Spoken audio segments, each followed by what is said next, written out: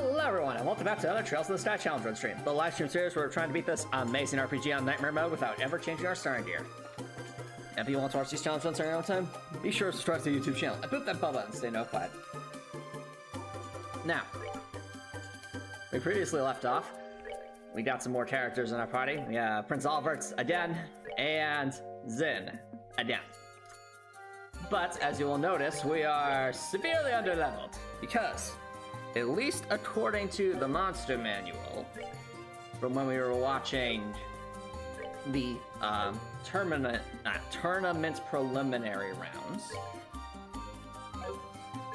the Annalise, Tarna, Grancel, and Kurtz were all level 30. So, to me at least, that indicates that's probably the level we want to aim to be around when we actually go into the arena, especially considering our challenge run roll set is pretty brutal. So, tonight's gonna be something we haven't done in a very long time. It's gonna be a grind strem. Now, what's a grind strem? Well, for those who remember, a grind strem is when we essentially just focus on trying to get as much experience points as possible in order to level up our characters. I used to do them a fair amount in Trails of Cold Steel 1, and in the Trails of Cold Steel games and Trails from Zero, because there were definitely situations where we were just even being like 1 or 2 levels below the boss enemies in Nightmare Mode is brutal. So, that being said, I do also want to attempt the trapped chests. I think was there one over here somewhere? Okay, no, that's not a trapped chest. Okay, well, we will try to attempt some of the trap chests tonight, but before we do that, we're primarily going to be grinding. Actually, does everyone... Well, almost everyone knows.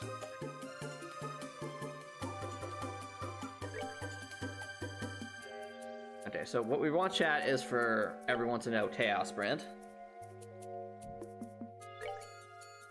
In order for that to happen,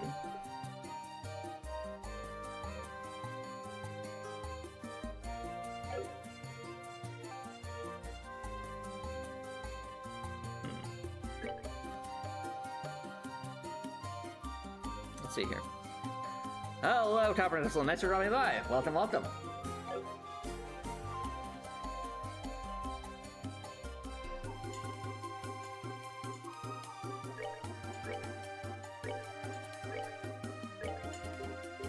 Have action too. We do. That would definitely help.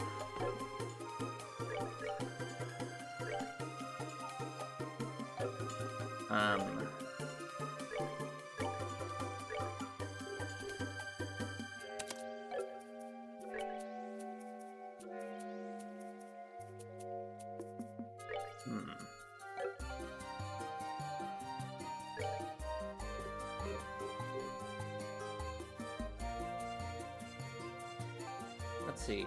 Right now it's just like, hello Quinn, thanks for dropping by. Welcome, welcome. Right now we're trying to set up for grinding, and in order to do that, I'm trying to find a combination of quartz that will enable us to do that. So I'm gonna say, remove that. In favor of information and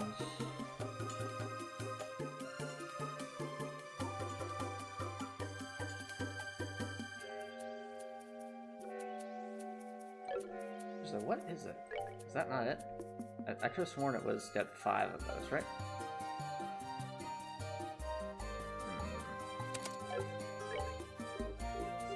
I tried out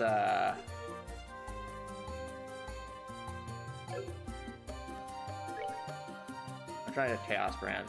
Yeah, it's just 5, so what? Oh, because those are different lines, duh. Okay. Selling Atomics. So, Atomics needs to do it here.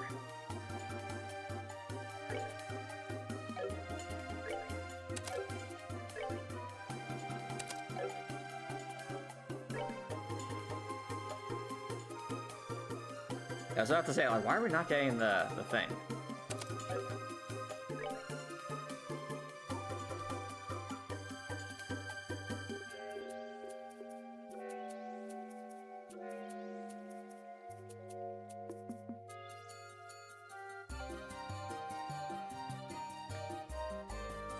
Being able to use Earth Wall would be super helpful, but also...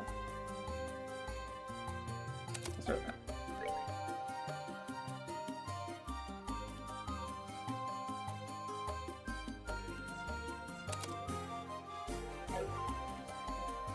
Okay, think that'll do, chat.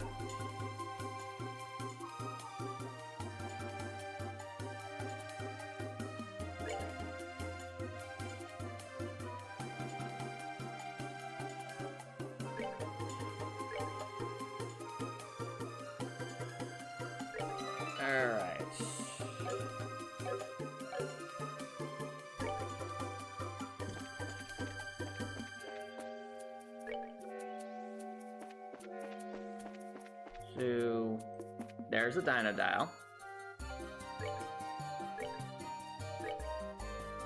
Let's see what we can do, chat. For the mass conclusion. No! It turned around the last second. No! Let's reset that.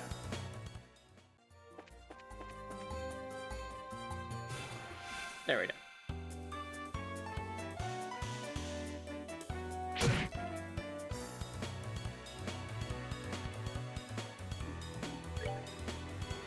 Alright.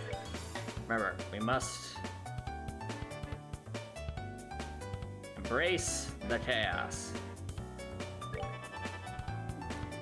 So...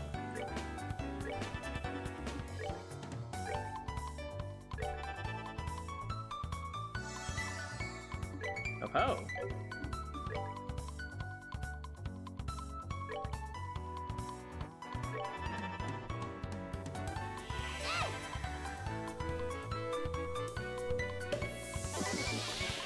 Behold, confusion.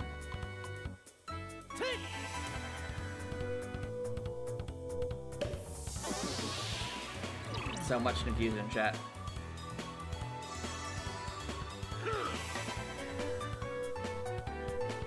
Now they all get to attack each other.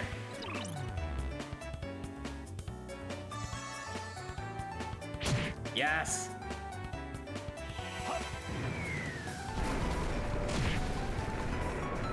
Good damage. Bonk.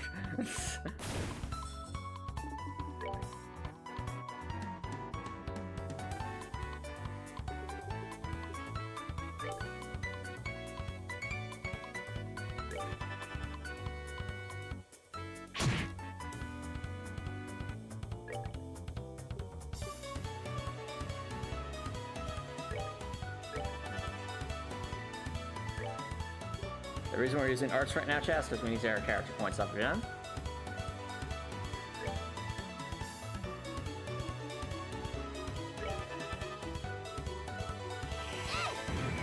So many rots are being dropped.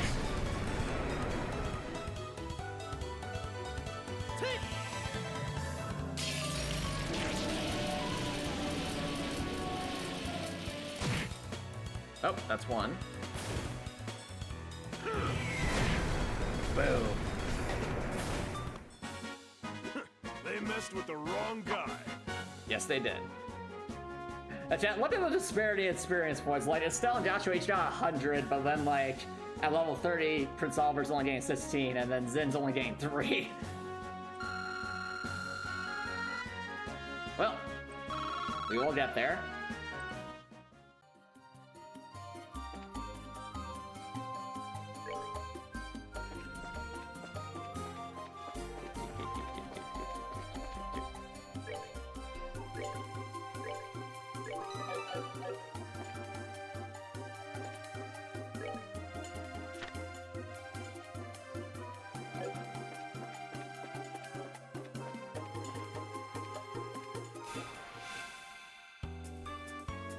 No.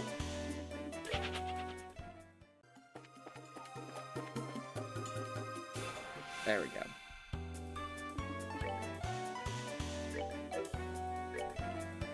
There be chaos.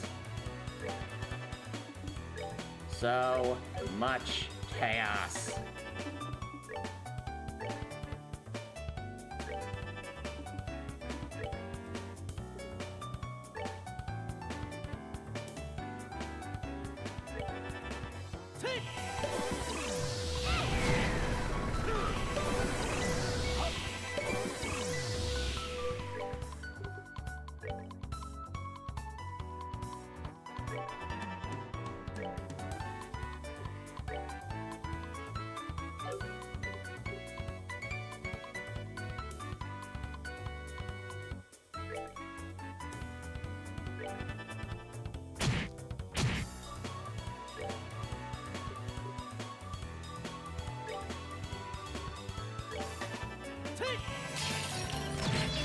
Nope, yeah, thanks.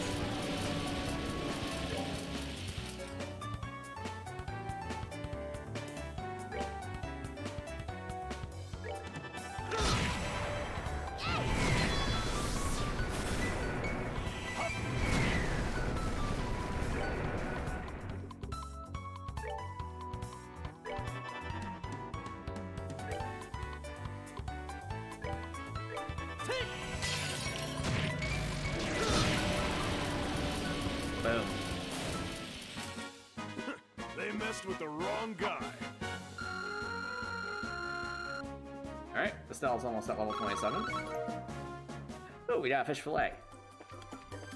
I think we should be able to handle at least one more.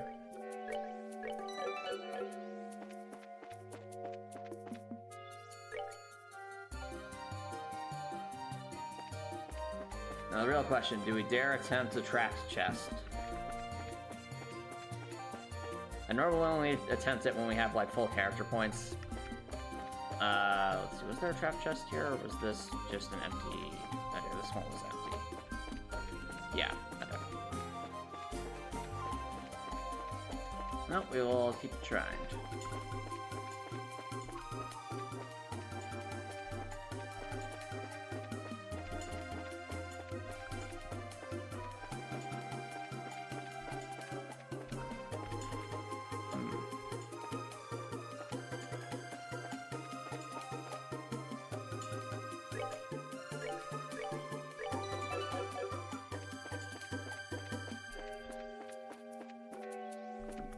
Okay.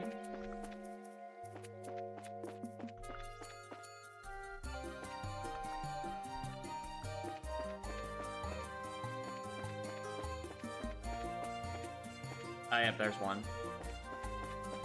Well, let's try a trapped chest, chat. What's the worst that could happen?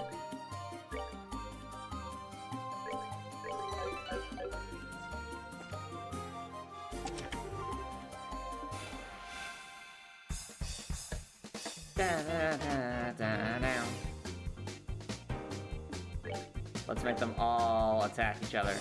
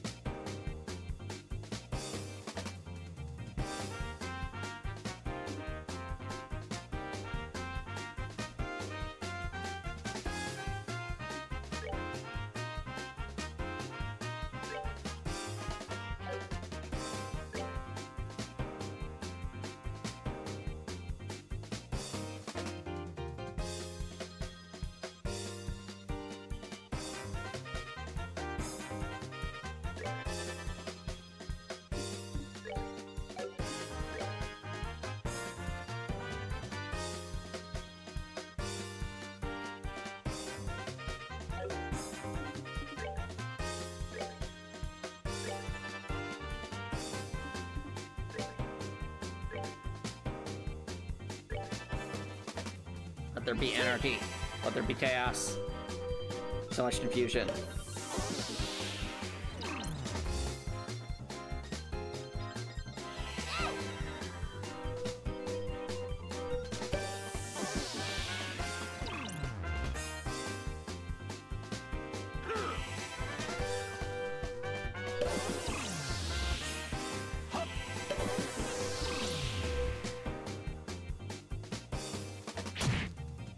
Yes. Yes! That's what we want. Ow. That hurt a lot.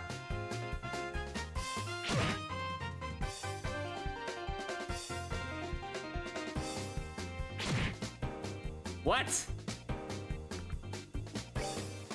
Really? That did 0 damage.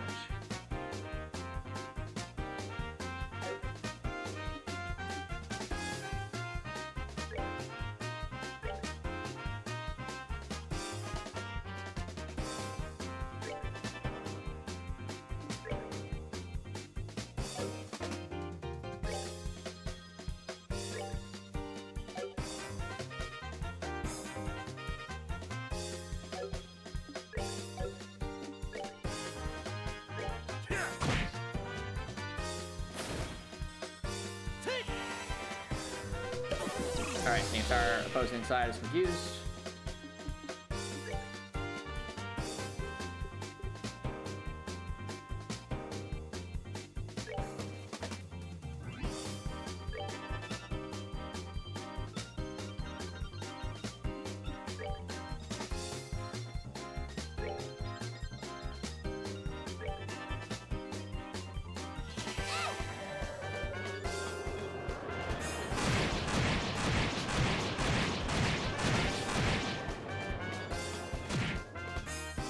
Nice damage.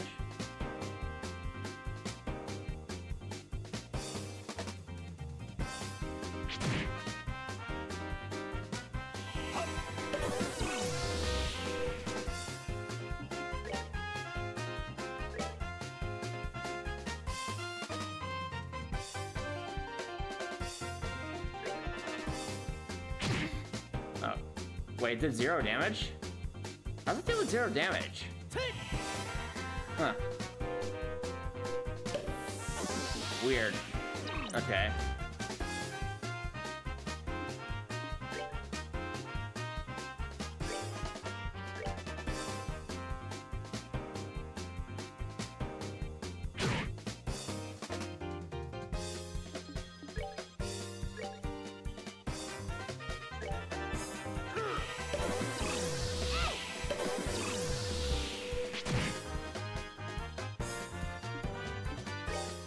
I don't remember the order we confused everything in.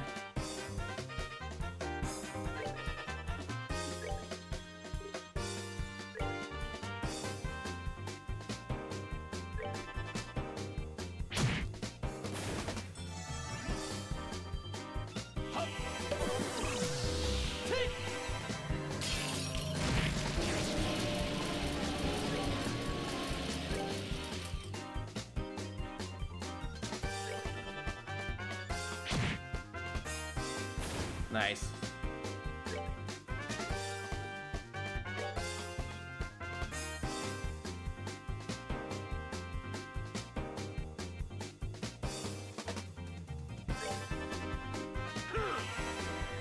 Man, we used that at the right time.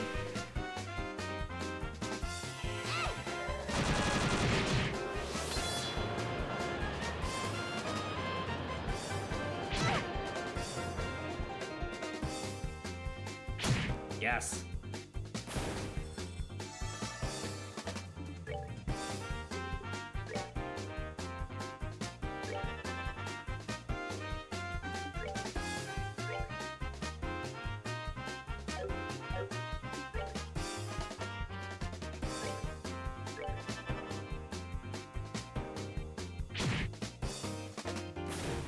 I thought we just got all the opponents to just attack themselves. Oh wow. They messed with the wrong guy. Yeah, we got a lot of experience points from that.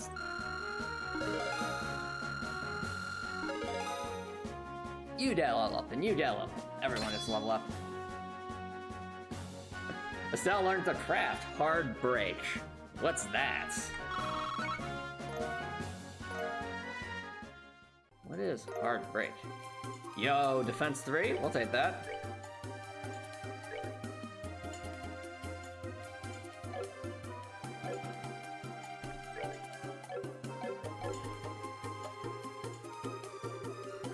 You've gone over your limit for this chest, Dep team. Lol. It's like you can't have more than one. Sorry. All right. In all seriousness, we've gone further beyond.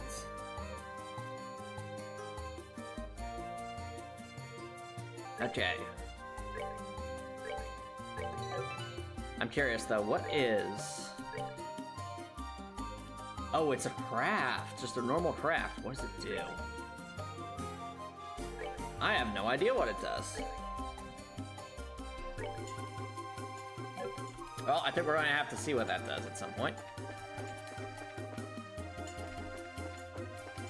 Were there any other trapped chests in this forest? I feel like there probably were. Oh, up north, probably.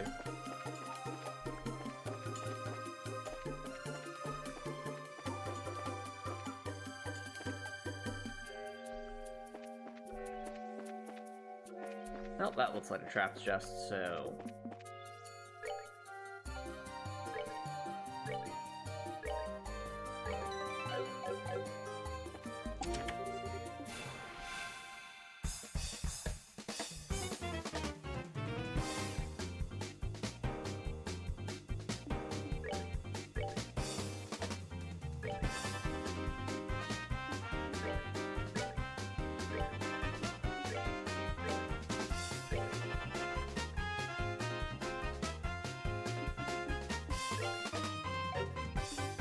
Let's see, what's this do? Hard break. Craft single attack. Hits an enemy's weak spot. Cancels arts and crafts. Oh, that could be good. Well, because I'm curious, let's try it out on you.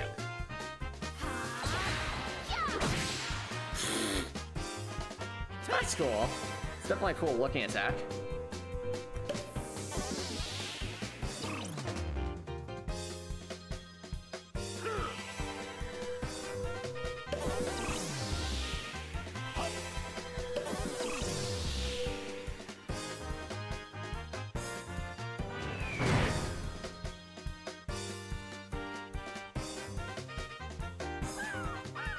What? No! How dare you?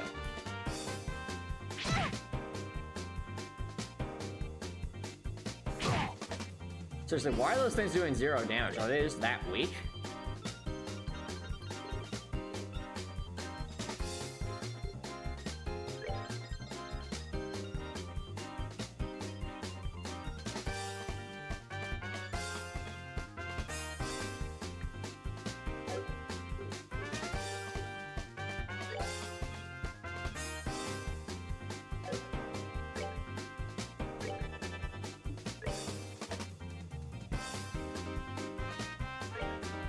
Let's try this.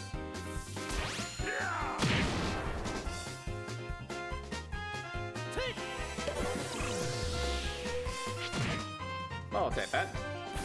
Denzo. Nice.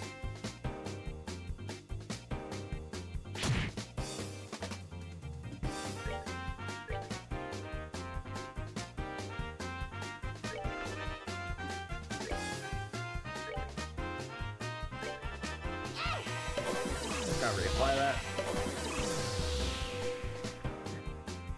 I don't think it's a tanky team. I think those enemies, there must be something bugged out with those enemies, because I don't know why they're doing 0 damage to us. But, whatever. No!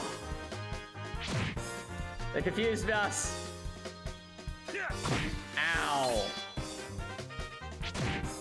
This is just a very confusing match.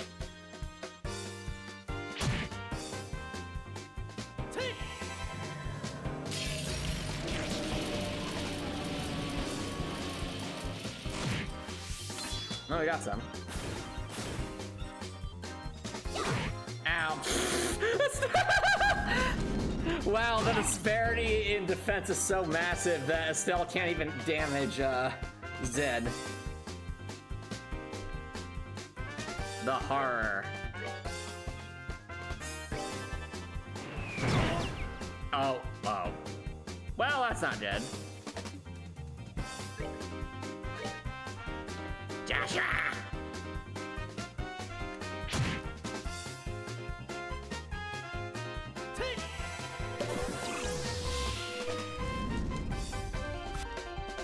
Heh. Be gone. Uh-oh.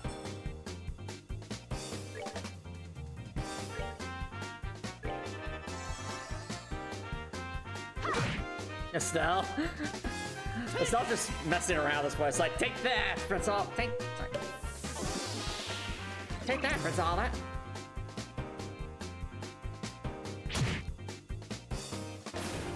Uh-oh. Okay, I finally woke up.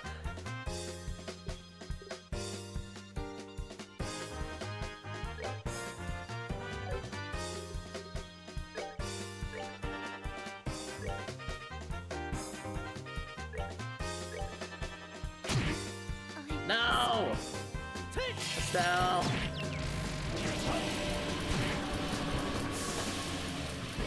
Estelle. Here.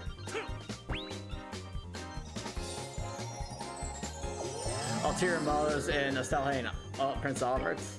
I mean, listen, she already yeeted him back into the bar last stream.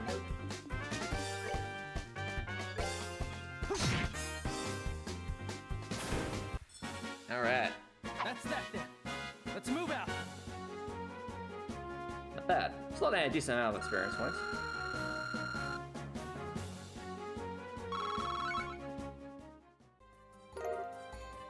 Ooh, what's that?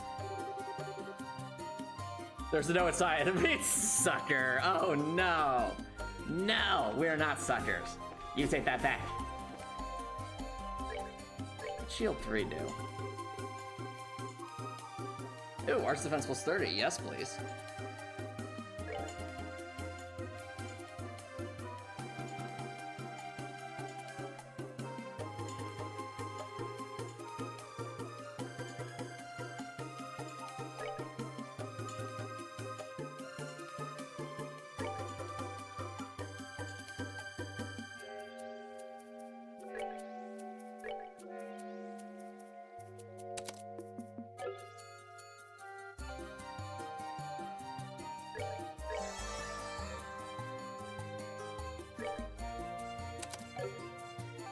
There we go.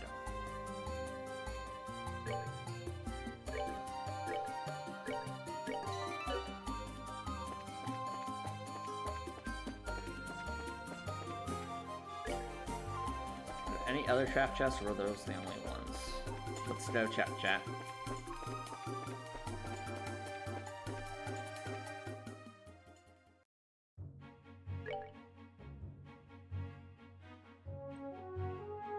There might have been one near the Sign-Time gate, but let's double check.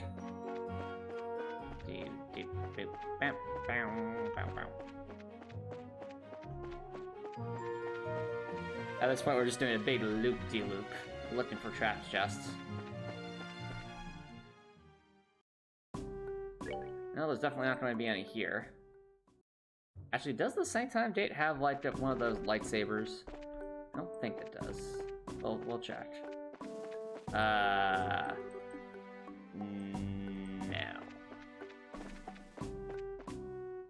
No lightsaber for us.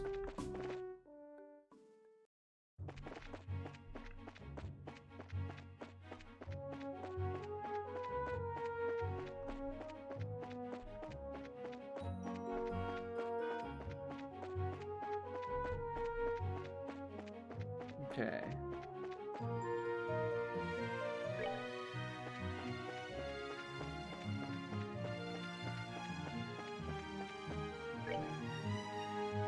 Alright, I think it's safe to say, chat, just looking at this, I don't think there's any other trap chests, so we actually did the trap chests that at least I'm aware of. So, that means we'd have to loop back again to go fight the, actually... That was,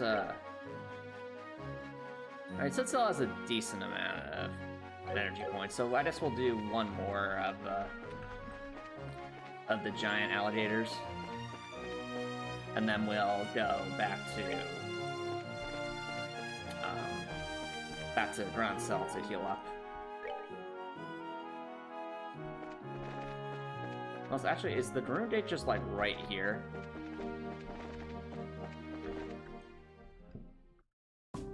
Yes.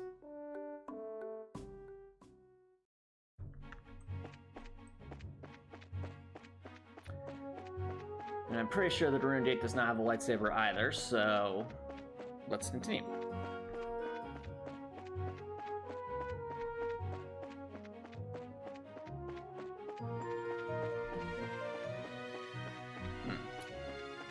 You know, something I thought about, Chad. This might be some game design sense here, but I was trying to think back as to why Neon Falcom didn't put the healing lightsabers in more frequent spots in Trails in the Sky 1, just because there's many areas where it feels like you go for like a really long time without a consistent way to heal up for free.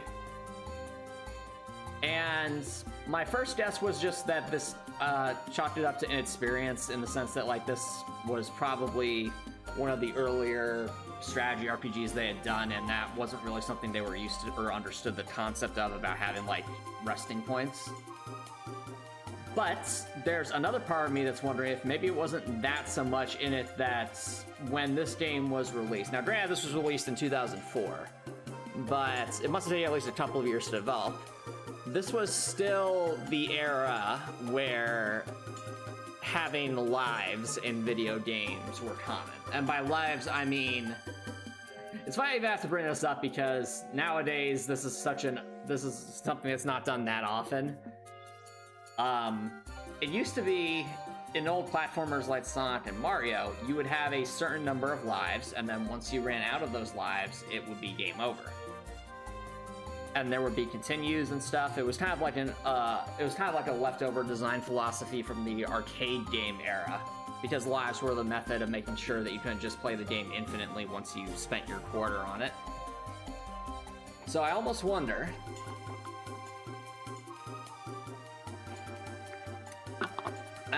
if the original intent was actually not to have any resting points at all in this game, but then they decided to add some in just to make it seem a bit more fair. Because from that perspective, having a place where you can heal up for free would be a really, really big deal in like the older video games, because you couldn't really do that, because it was a lot less forgiving. I don't know, chat. Let me know what you guys think. That was just something I was pondering as I was going through this, as to like why there are so few healing points, at least in this game. Now, granted, in the remake, from what I've seen so far, they're much, much better about placing the healing points at more reasonable locations. Like, there's one in the Esmeralda's Tower, and so forth.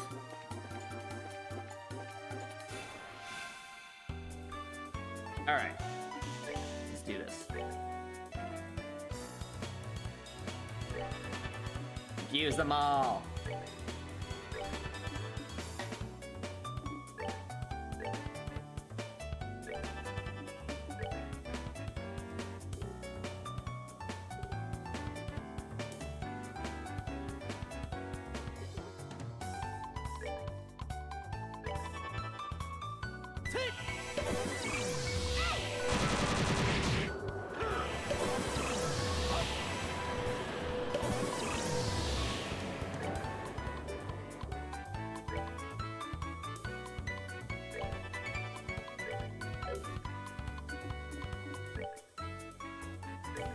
Punch it in. Ooh, and flip that poison. Yeah.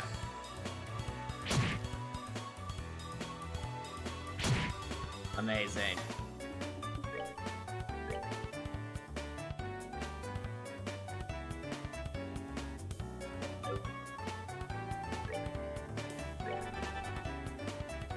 Bonk.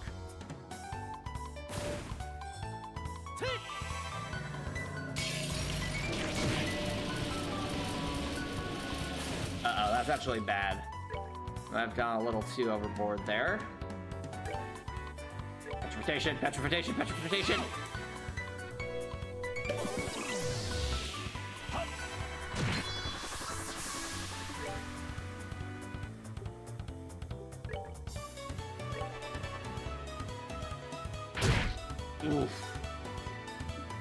Why you? Heh.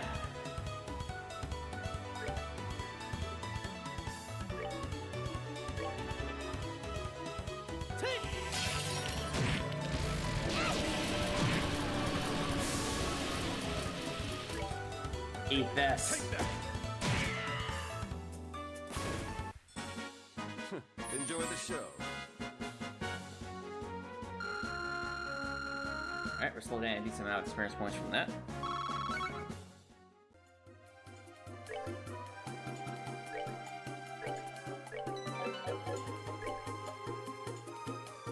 Okay, there should be one more in this forest.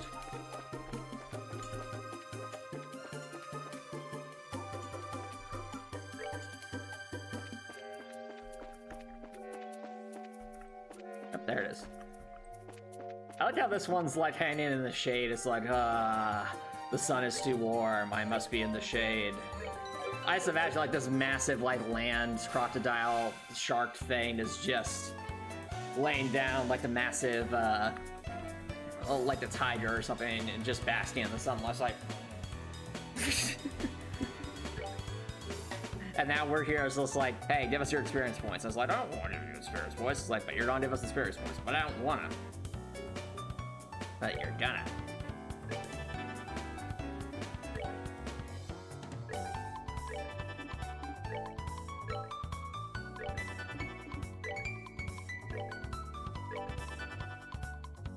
Anyway, so much confusion.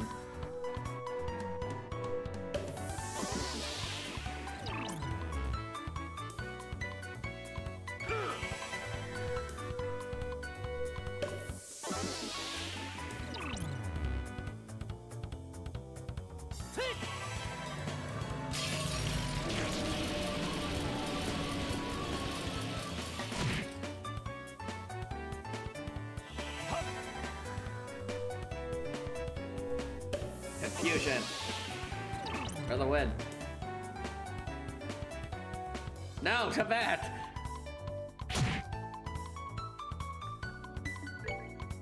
If you're not gonna come back, we'll come to you.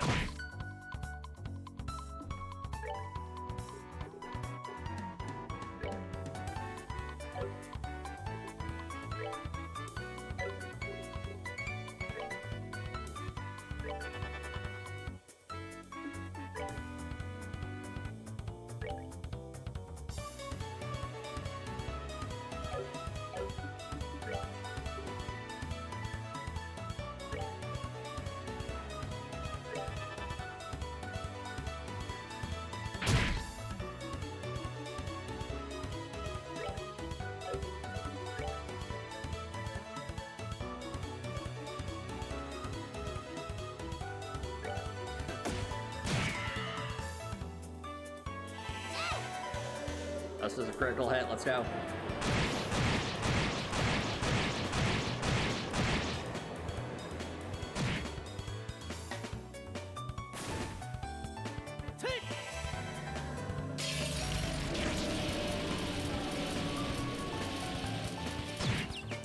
Got him.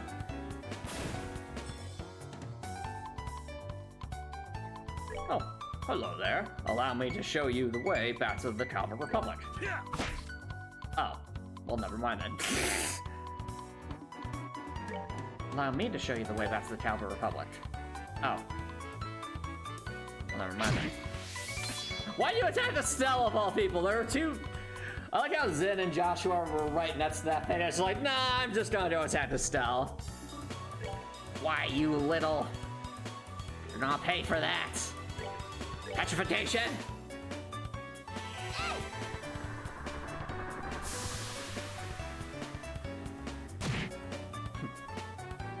Ha! Can't handle that now, could ya? Piece of cake.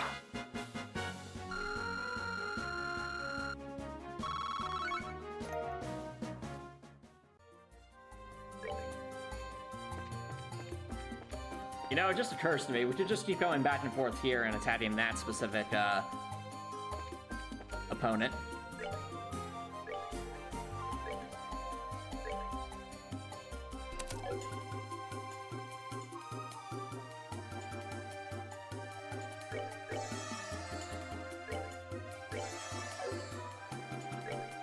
think that's gonna be the way to do it.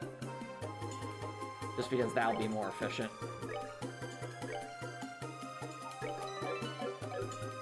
So we'll go back here to reset the area, and we'll walk on back. And boom. Giant, dinosaur shark turtle fang. No! It baited us! We've been baited!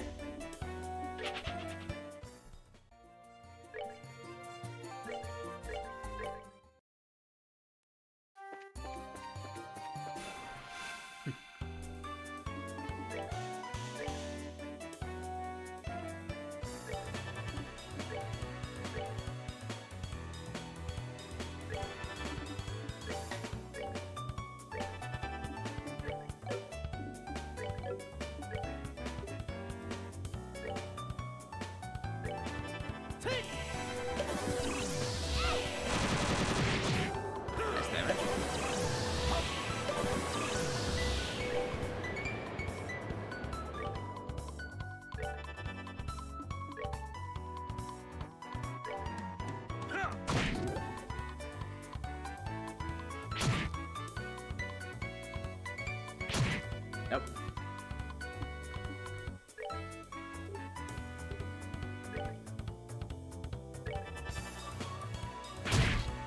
Bonk.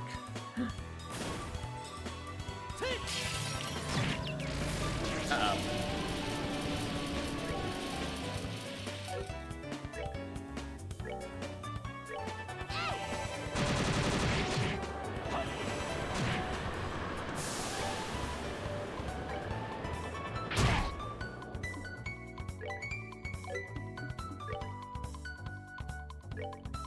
Eat this!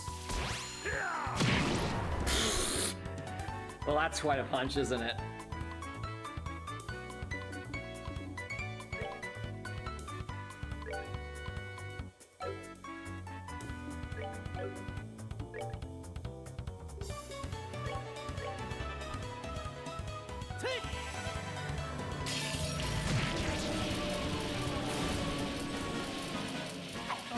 We're good to go. Need more energy points.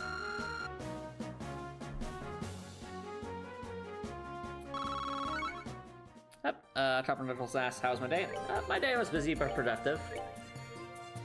I just got back from traveling for work, and now I'm enjoying a nice string of trails in the sky. What about you, Copper Nicholson? You have a good day? Oh, actually, now I think about it, the other day, a couple days ago, I finally started copying stuff over into Fusion 2.5 for that diary menu that I've been mentioning for Heartwell. So still a lot to do with that, but at least I'm going to be getting to the point where I'm actually trying to implement the UI elements. So that's been a long time coming at this point. Ah, I see. Busy day.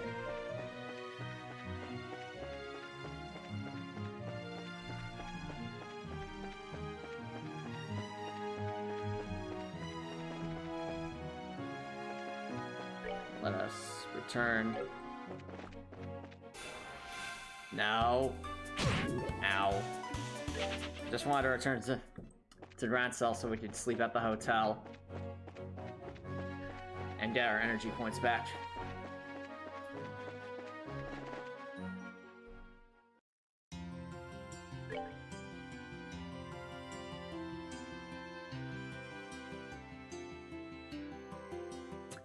I have not Copper Nicholson. How is it? Alright, so the hotel is up north? Yeah.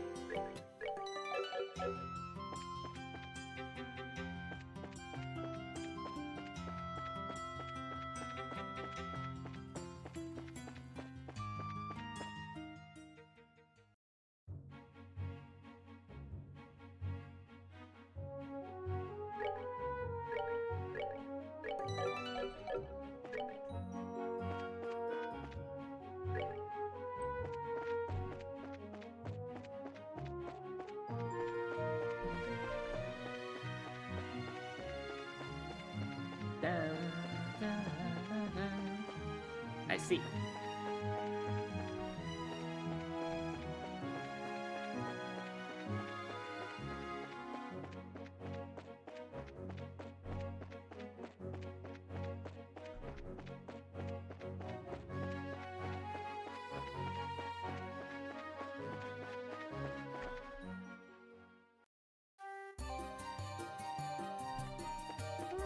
I mean, I like the pilot, the Next Generation episode because it introduces you to Q.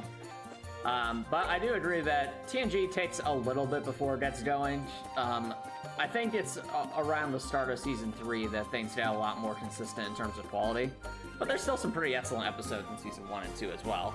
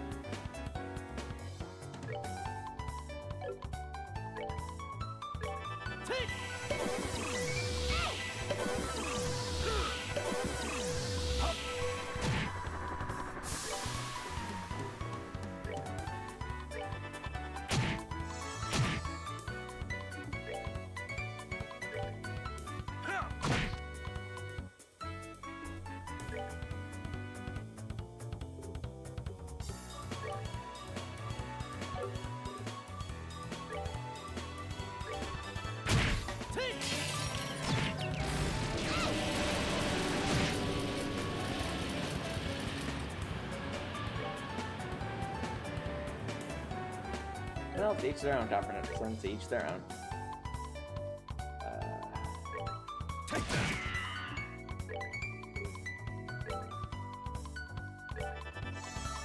Oh, what? Oh, they summoned help. No! Confusion, confusion, confusion, confusion, confusion.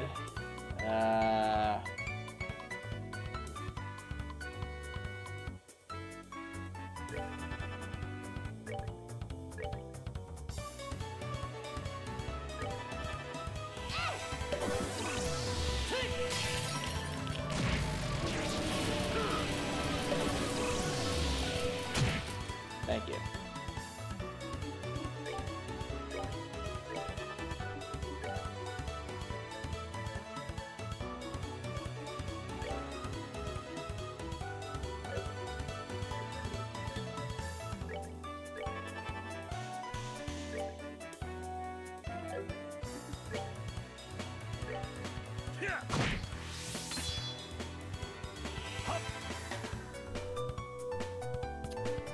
What I would say, Copper Nicholson, is Deep Space Nine is easily my favorite Star Trek show, but you also have to really want to watch a very long show because Deep Space Nine, as I'm sure you know since you've seen Deep Space Nine is a very, very, very long story that's built upon itself. So if you decide to watch Deep Space Nine, it's definitely one of the shows that you'd have to like hard commit to watching for the long haul because it's at its best when you see the whole story.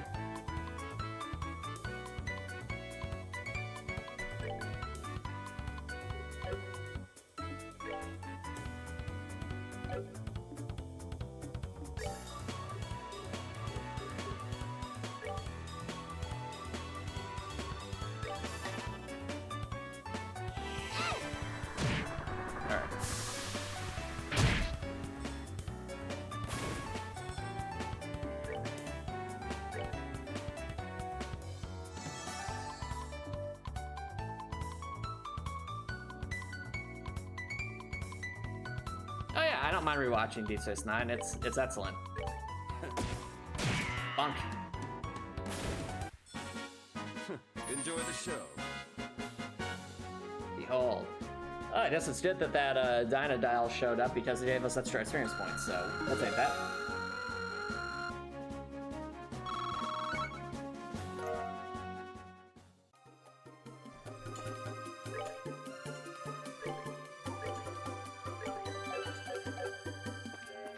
Alright, I have to say, chat, at least so far, the grinding has been going quite a bit faster than I thought it would, which is good. Because I remember, particularly in Trails of Cold Steel, it could take a while to grind certain levels. And that's just because of what was available, but at least so far, these Dynadials are worth just so much experience points. I almost wonder if they were intentionally put next to this loading point like this so that you can very easily swap between them and fight them. I feel like that was probably an intentional design choice to make it a bit easier to get experience points.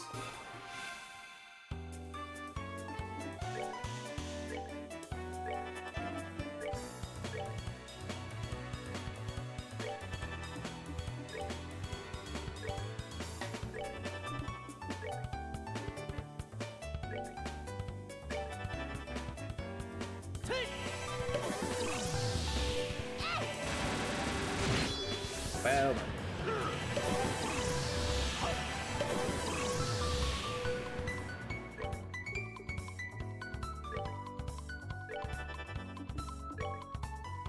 punch things. Punch.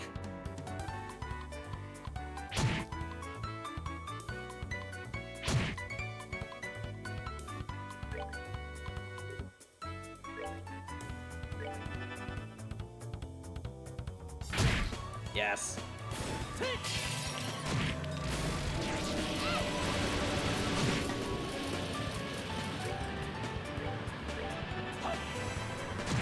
Oh, we won.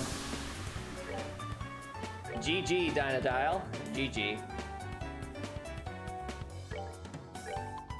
Funk. Savor the victory.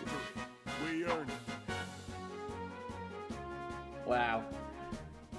Starting to see the diminishing returns of experience points, though. Oh boy. Getting to level 30 might take a little bit. Once we get to level 29. Well, Joshua leveled up, though, so that's good.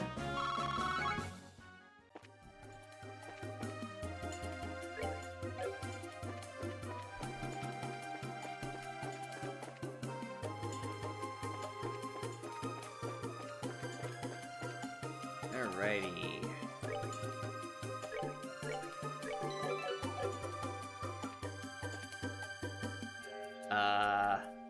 Dynadial?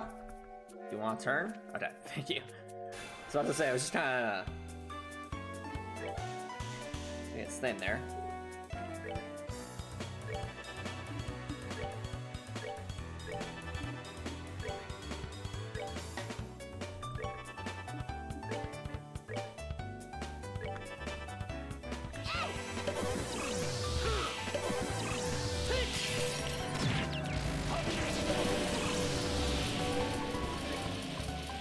Punch.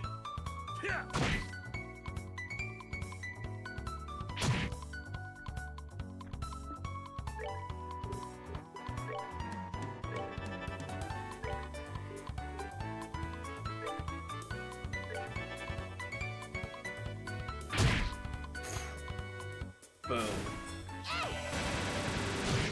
Uh-oh. Rotation.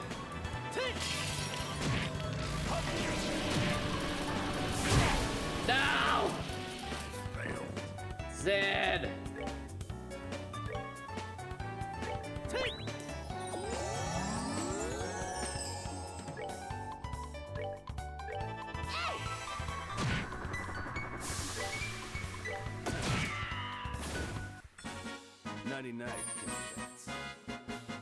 There we go. Alright, we only need to do that 6 more times to get Estelle and Joshua to level 29. Alright.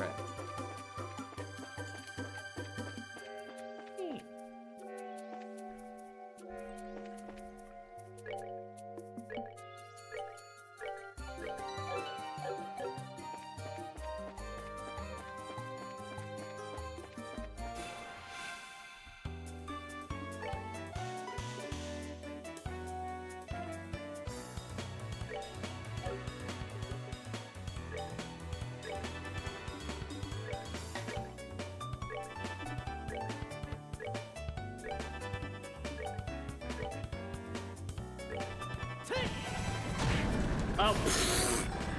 Well, lucky us, we got the instant kill, so... There we go.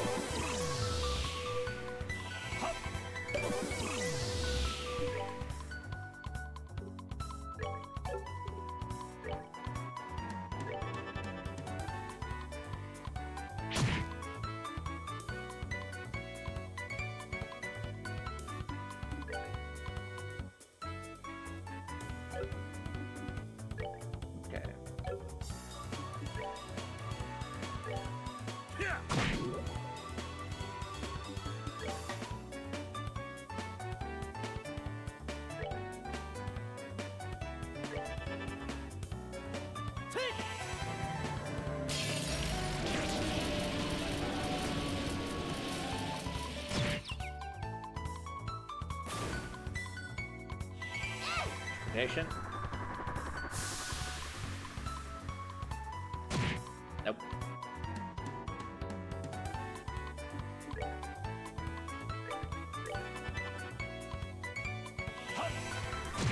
Hey, hesitation.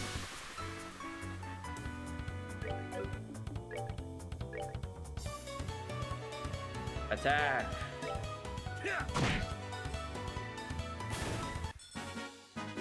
They messed with the wrong guy.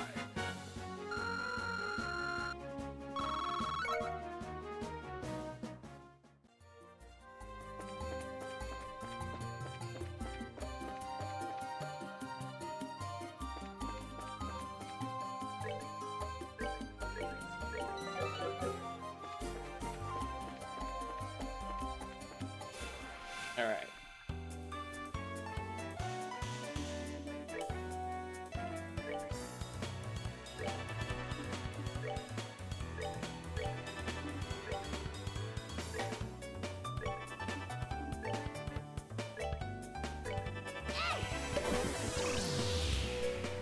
Yep, we're still grinding out from this one.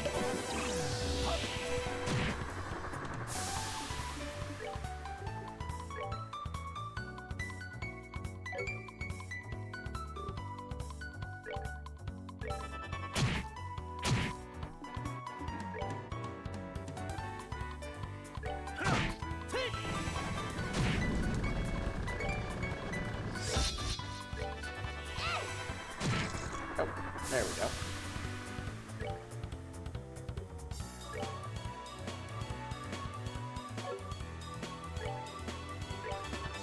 Oh.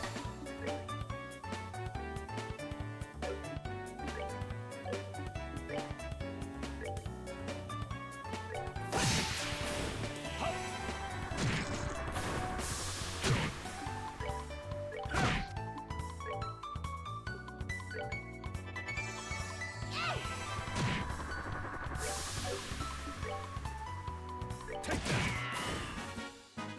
Enjoy the show. Nice.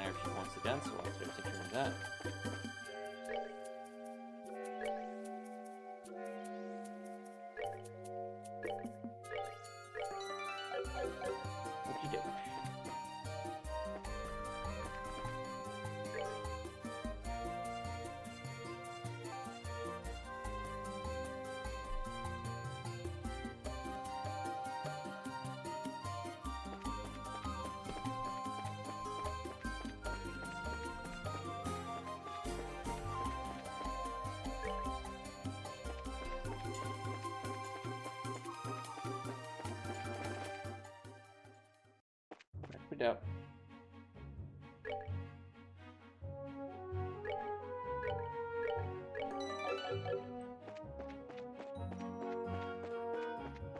Up we go. To get some more energy points.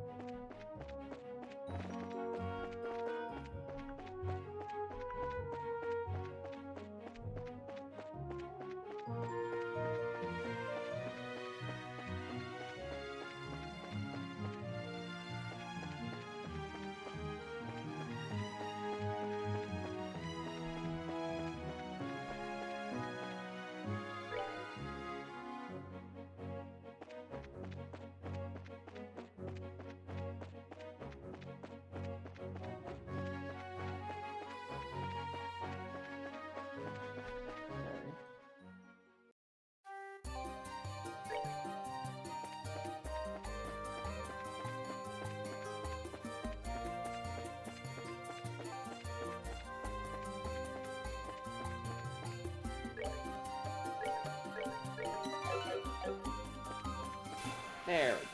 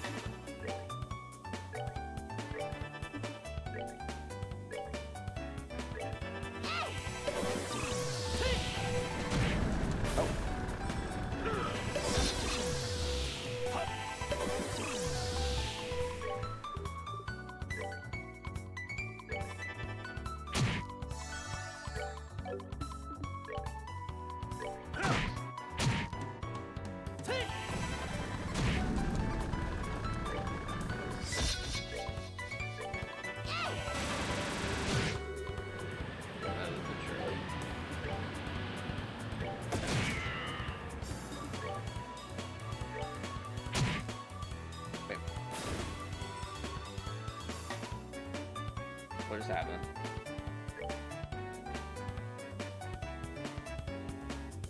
Oh, the shark repelled. They messed with the wrong guy. Alright, looks like Estelle will level up next battle, and after that, Joshua should be close behind.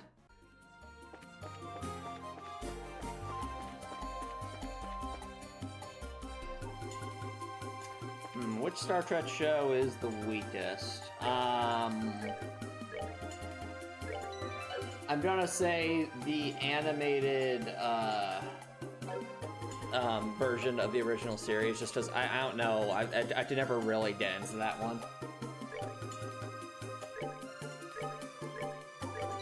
No, I didn't. Not the original series, but the Hanna-Barbera animation of the original series. For whatever reason, that just, I don't know, it just didn't really jive with me that much. But then everyone has their own opinion as to what's their least favorite.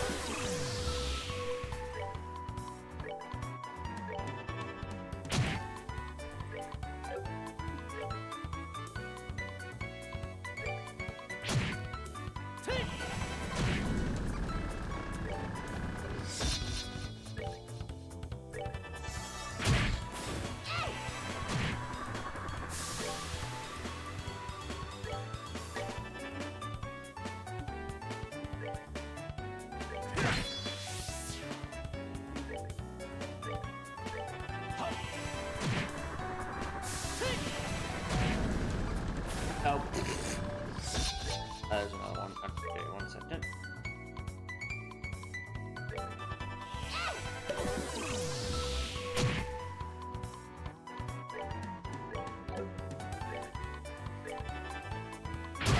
Ow.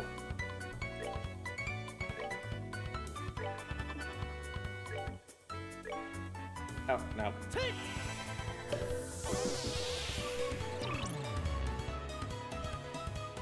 How much of the Mar ones have I seen?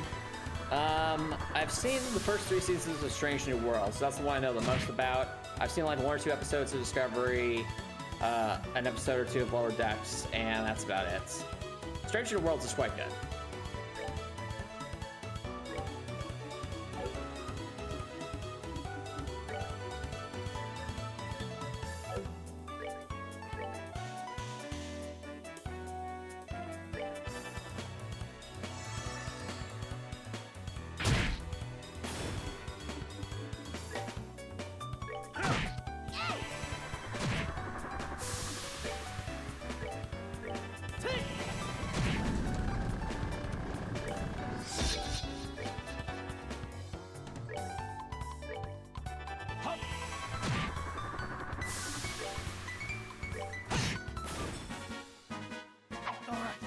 Good to go. Alright. Estelle's level 29 now. Nice.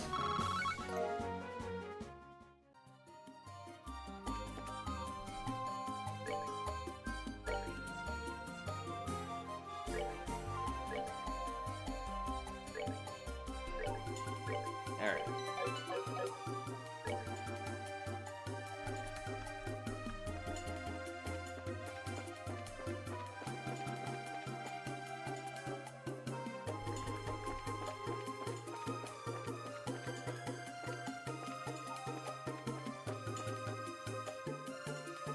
Oh yeah, strange. I believe you're talking about the episode in season 2 where they basically do an entire musical in an episode. It was awesome. There are a lot of great songs in that episode.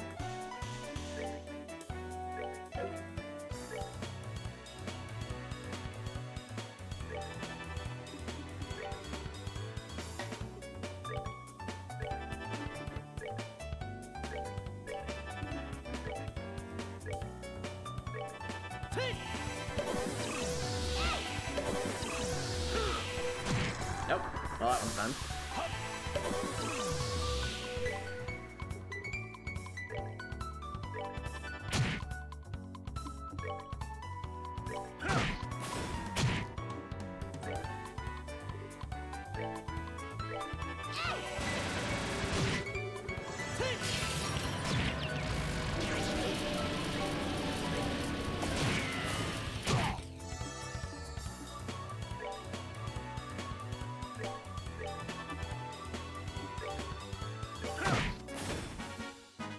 They messed with the wrong guy. Oh, I was only 34 and we have to... Oh no. Chat! Oh no. Oh dear. Okay, mathematics. Let's see here. To get Estelle to level 30, we need 528 experience points.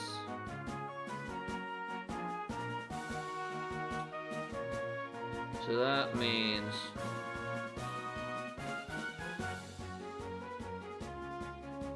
Yeah, That means we need to win 16 of these battles just to get Estelle to level 30. Oh boy.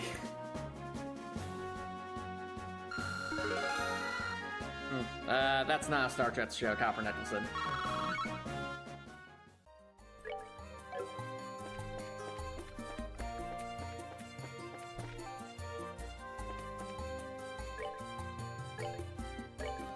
Boom.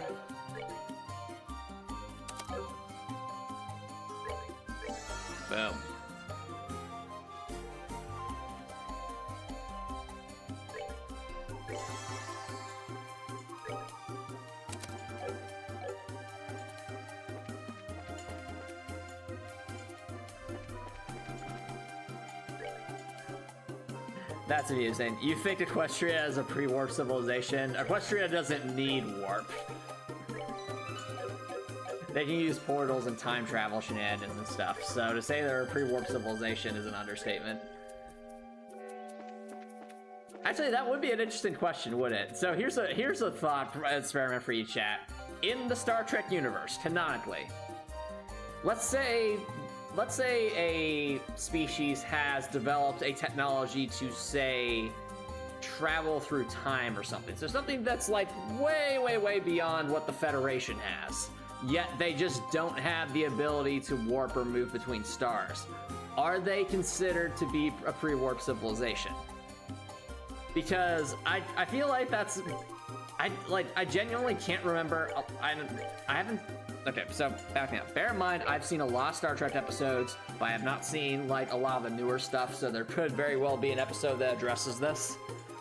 But, like, I genuinely can't remember an episode where there's a civilization that doesn't have warp drive and doesn't have the ability to travel between stars, but yet has a technology that is, like, way, way, way beyond what the Federation has. So it kind of puts them in, like, some gray area of the Prime Directive. I'd be very curious to see how that goes.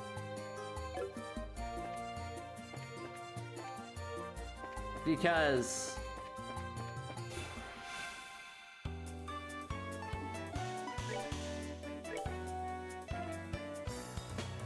yeah. Oh boy. Oh.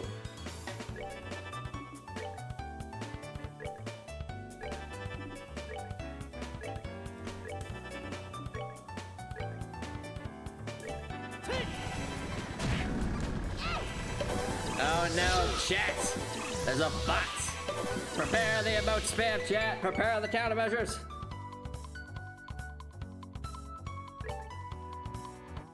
There's a bot!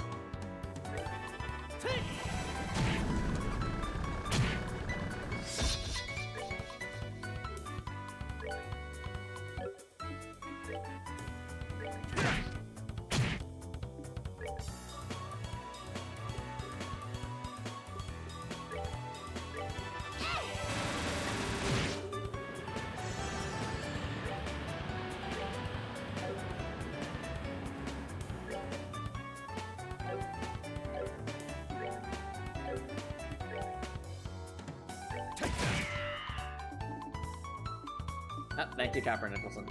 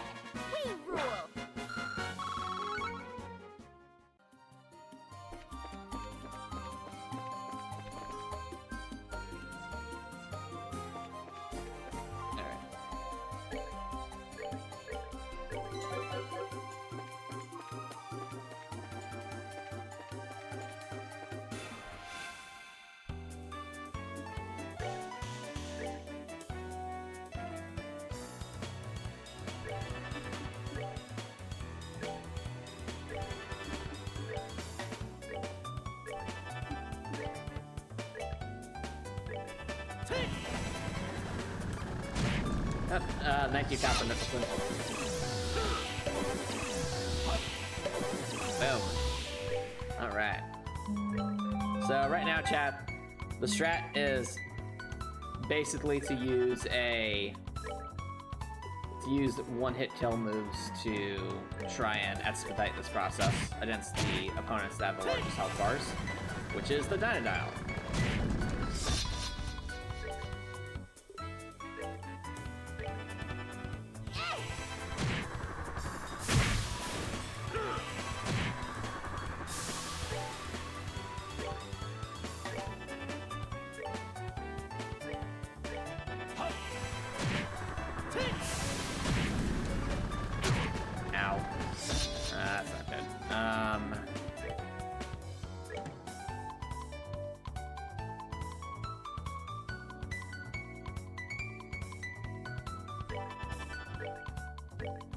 Confusion.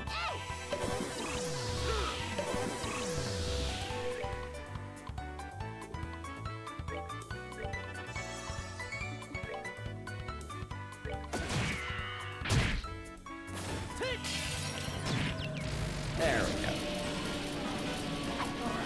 We're good to go.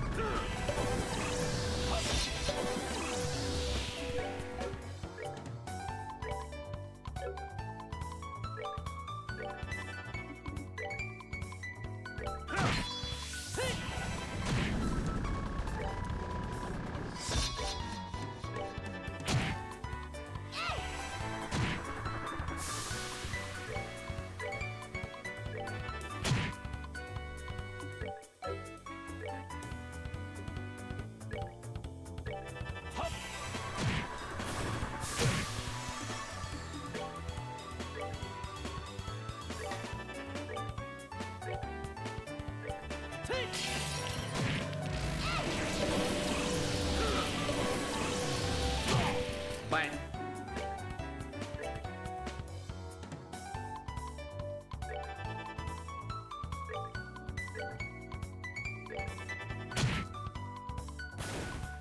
I have not. Piece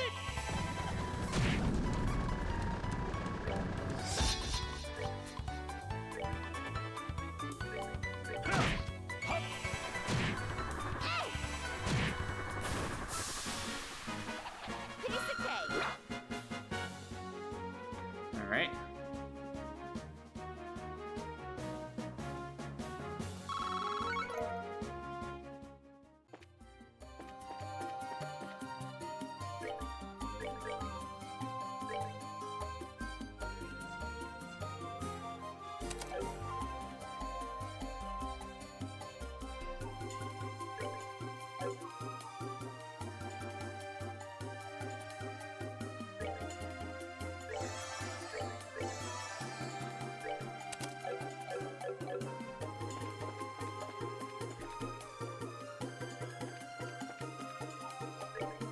Will gets level 30, chat, so we can have a chance.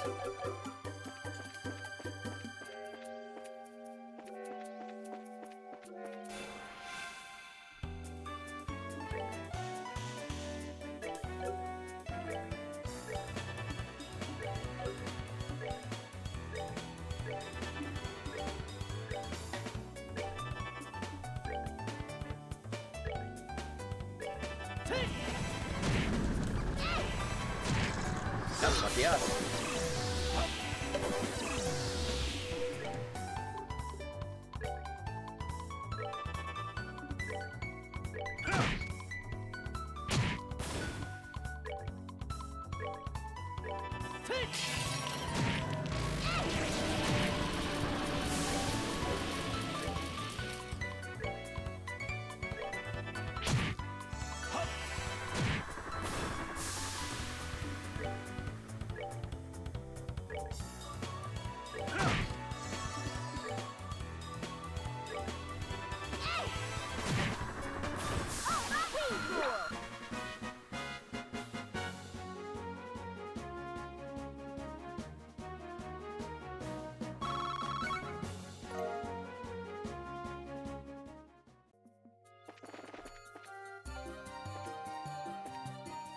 I'll say this, we are making really efficient use of our energy points.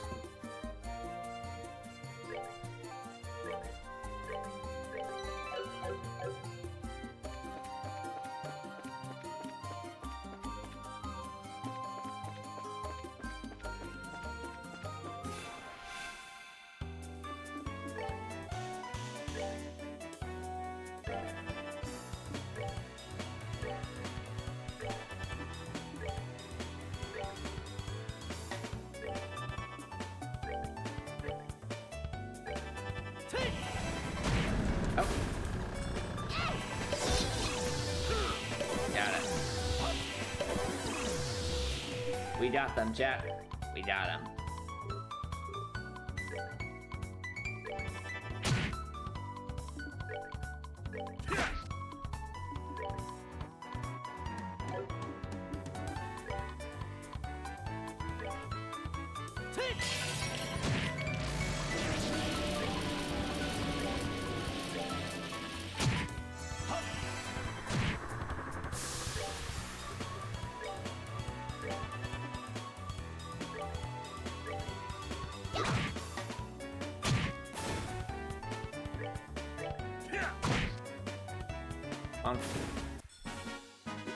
They messed with the wrong guy.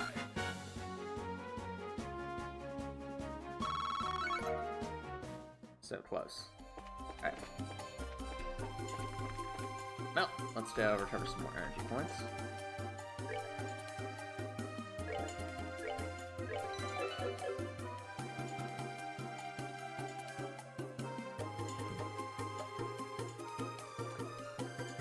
I think to, like I said, with Deep Space Nine, it's best watched from start to finish, so just start with the pilot episode.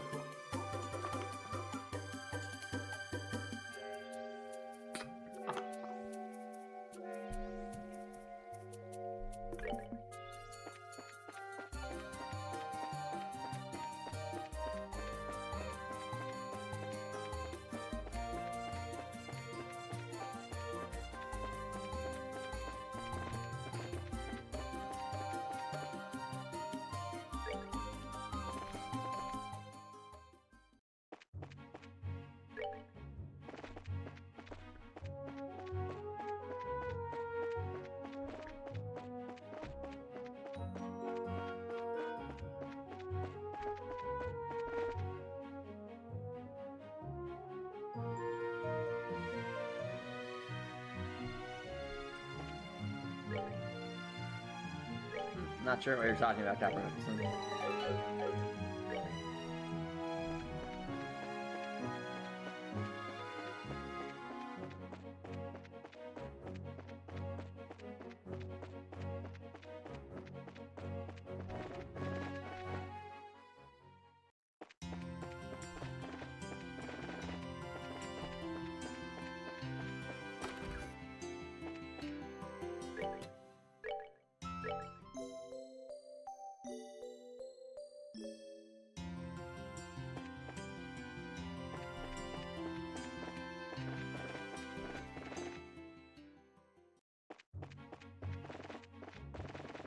Alright.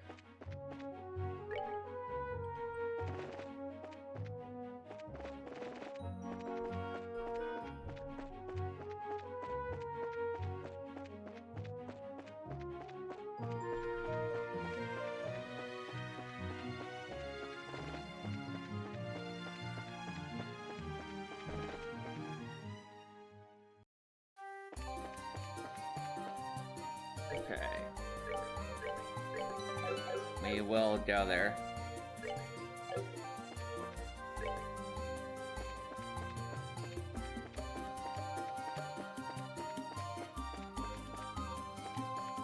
Boom.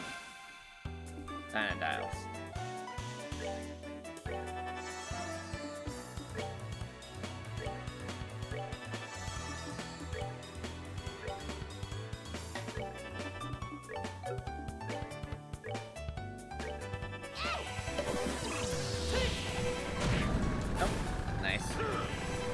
Got it.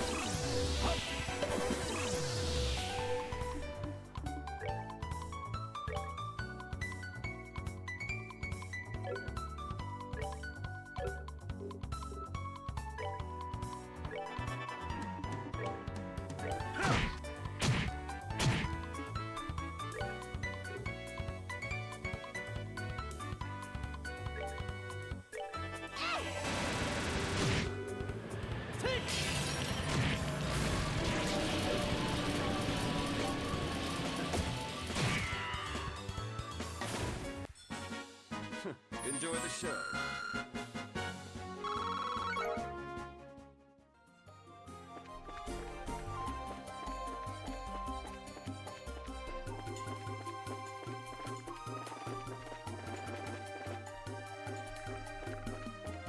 Okay.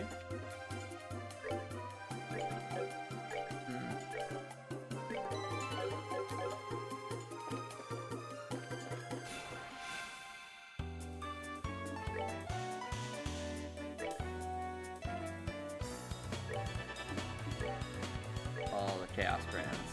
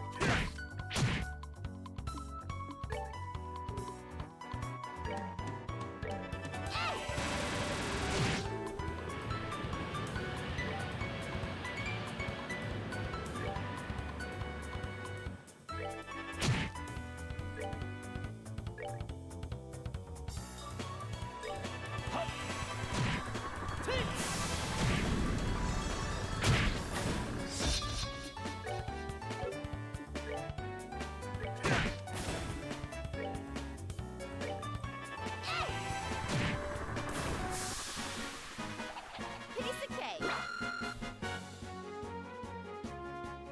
Alright. Ow.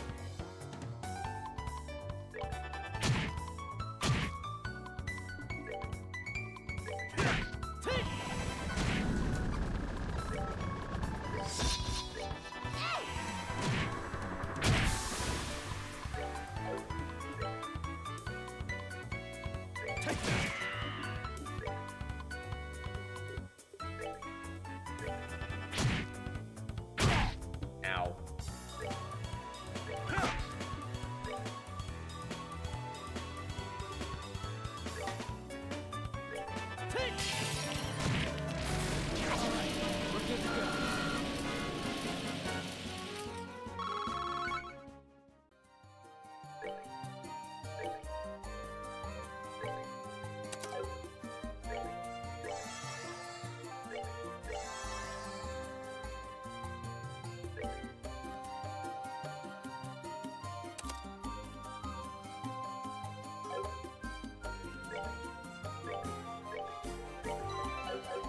Okay.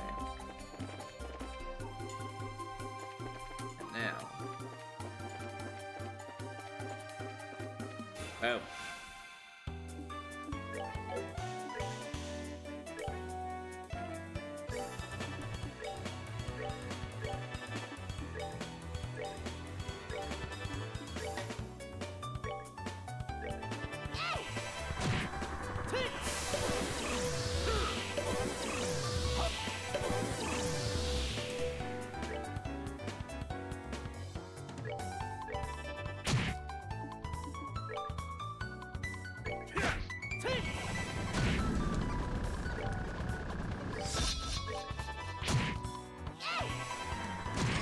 Hey, there we go.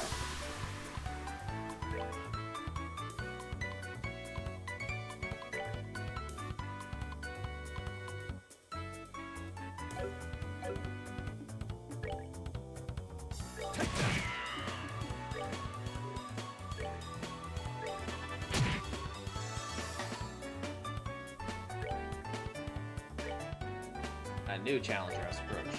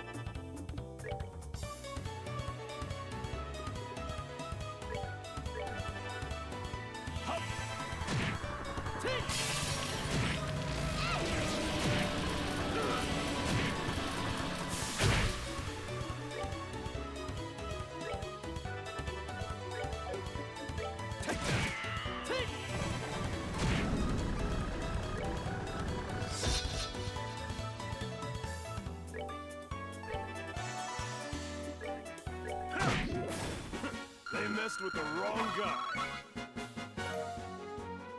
We're so close, chat. We're getting there.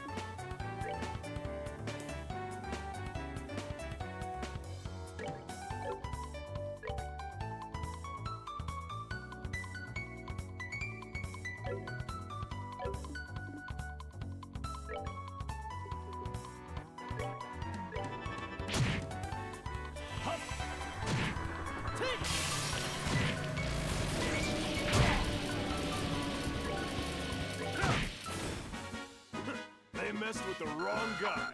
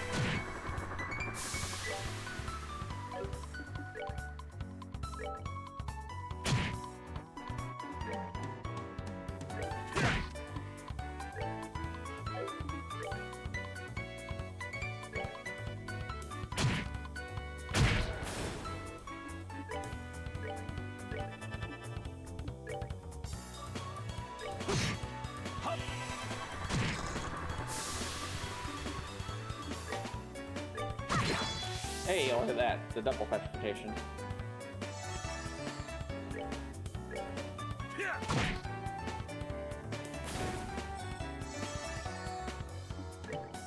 Joshua.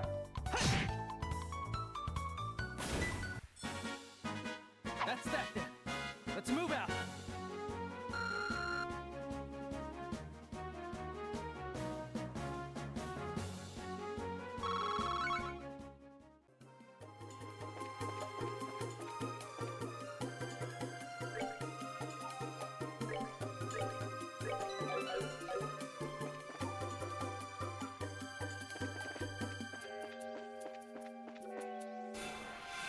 Alright. Oh, we didn't get the drop on them, apparently.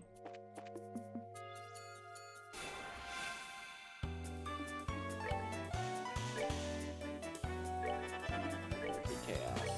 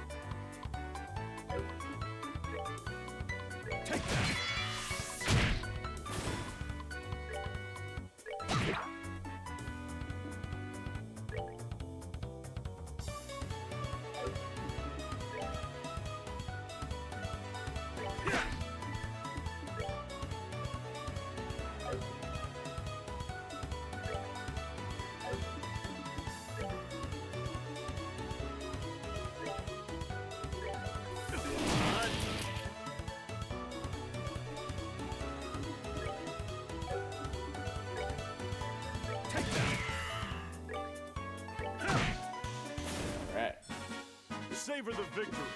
We earned it.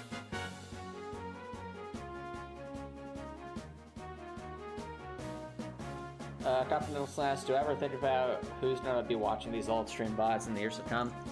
I mean, my best guess is that folks who are going to be looking back on this are likely going to be folks who see the challenge run essays I eventually release for these streams. And that's because it can be fun to kind of see some of the more fine details of what went into some of those challenge run essays. Like, I know that,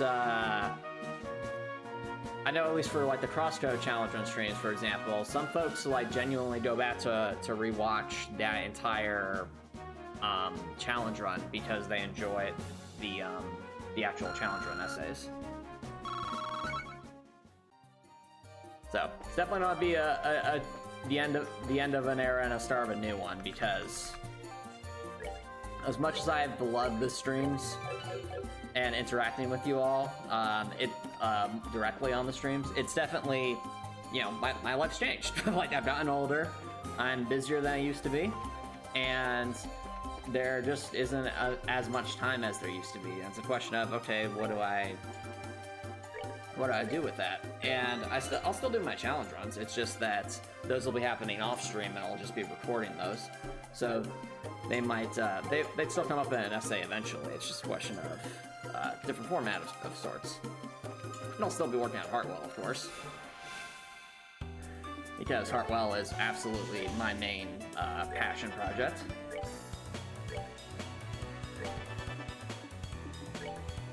But yeah, being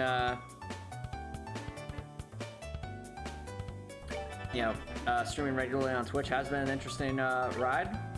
Met a lot of awesome people and had some really hype moments. But, you know, I figured finishing with Trails in the Sky made the most sense, since I've never really liked it when, like, if someone has to, like, wrap something up with something that they're doing, to do it, like, in the middle of something, that's never really sat right with me. So I figured, you know, I'm in the middle of Trails in the Sky, let's finish this up, and then that'll be it for regular streams.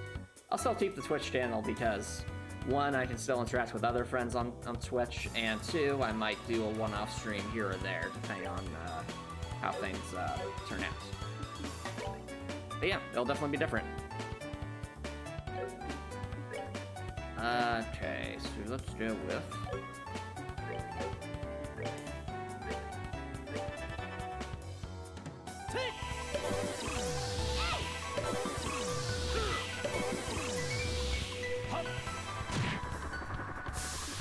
Alright.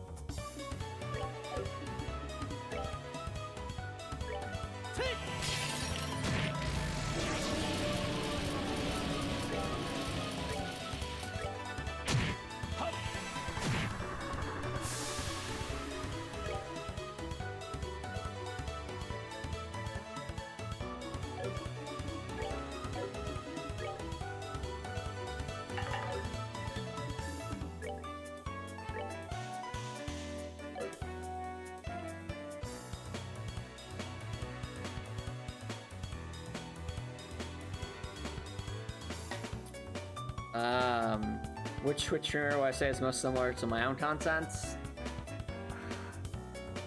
I mean, if you're looking for content similar to what I do on Twitch, you're probably just looking for another challenge runner at that point. But I mean, for the Heartwell stuff, I mean, there's plenty of, like, people who work on their own video games when they're developing their own video games on Twitch as well, but, like, a game that's exactly like Heartwell, I don't know, because Heartwell's kind of a my own unique take on things.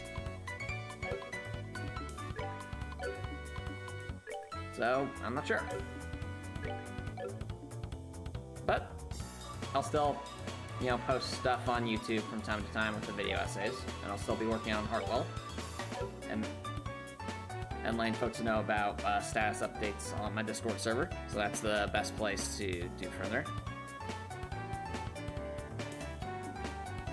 I haven't really watched too much on Twitch as of late, so I wouldn't know.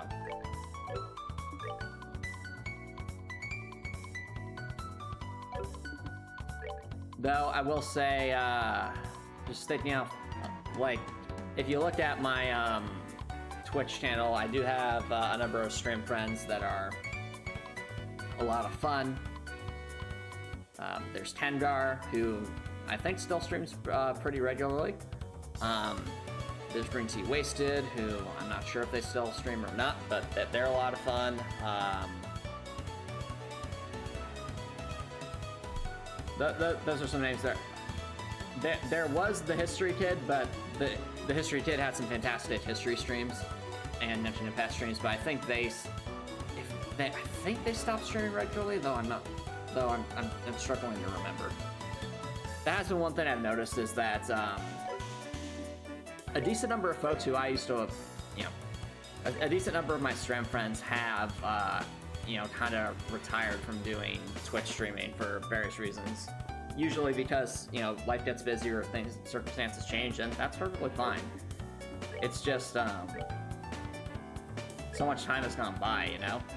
And we're definitely in a bit of a different era now. I mean, now that I think about it, a lot of my stream friends probably started at or around when the pandemic hit. And I think that's, that should be pretty telling, given how much the world has changed since then. And it makes sense, because, I mean, during the pandemic, that was when you couldn't really hang out with people in person as much as it wasn't safe. So Twitch ended up becoming, I think, a lot more popular just because folks were all inside and and we're craving social interaction, and Twitch provided a way to do that. I think, yeah.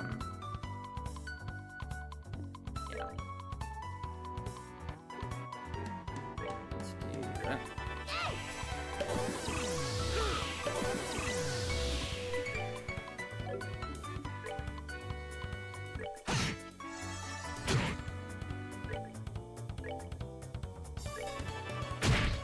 Boom.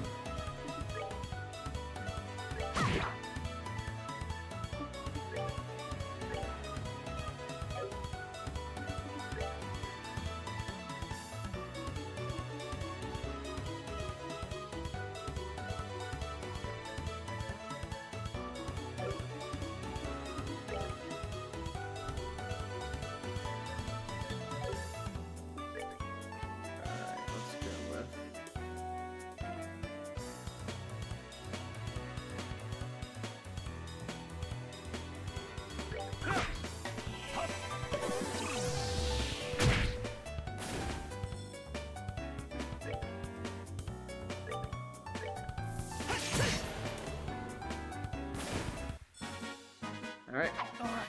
We're good to go.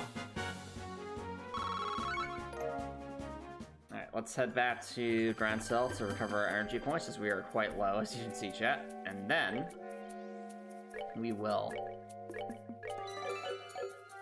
return to finish day in Estelle and Joshua at level 30.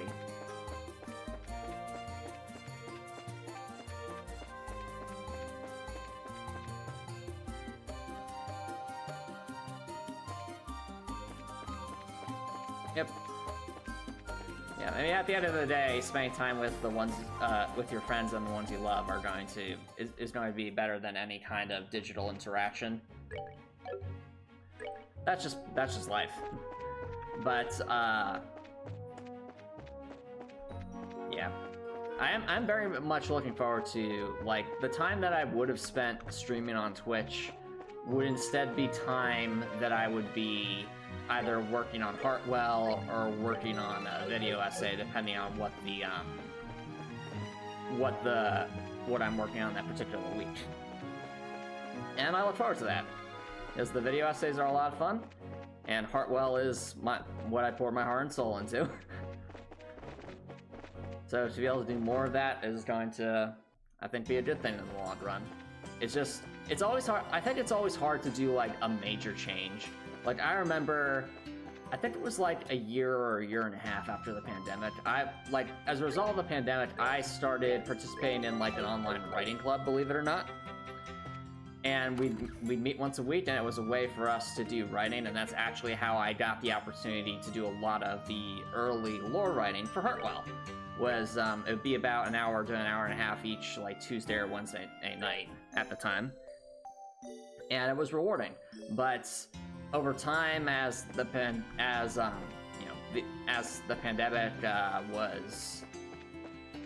became less prevalent, and when vaccines became more common, and as folks got busy with more IRL stuff, less and less folks came to the writing club, and then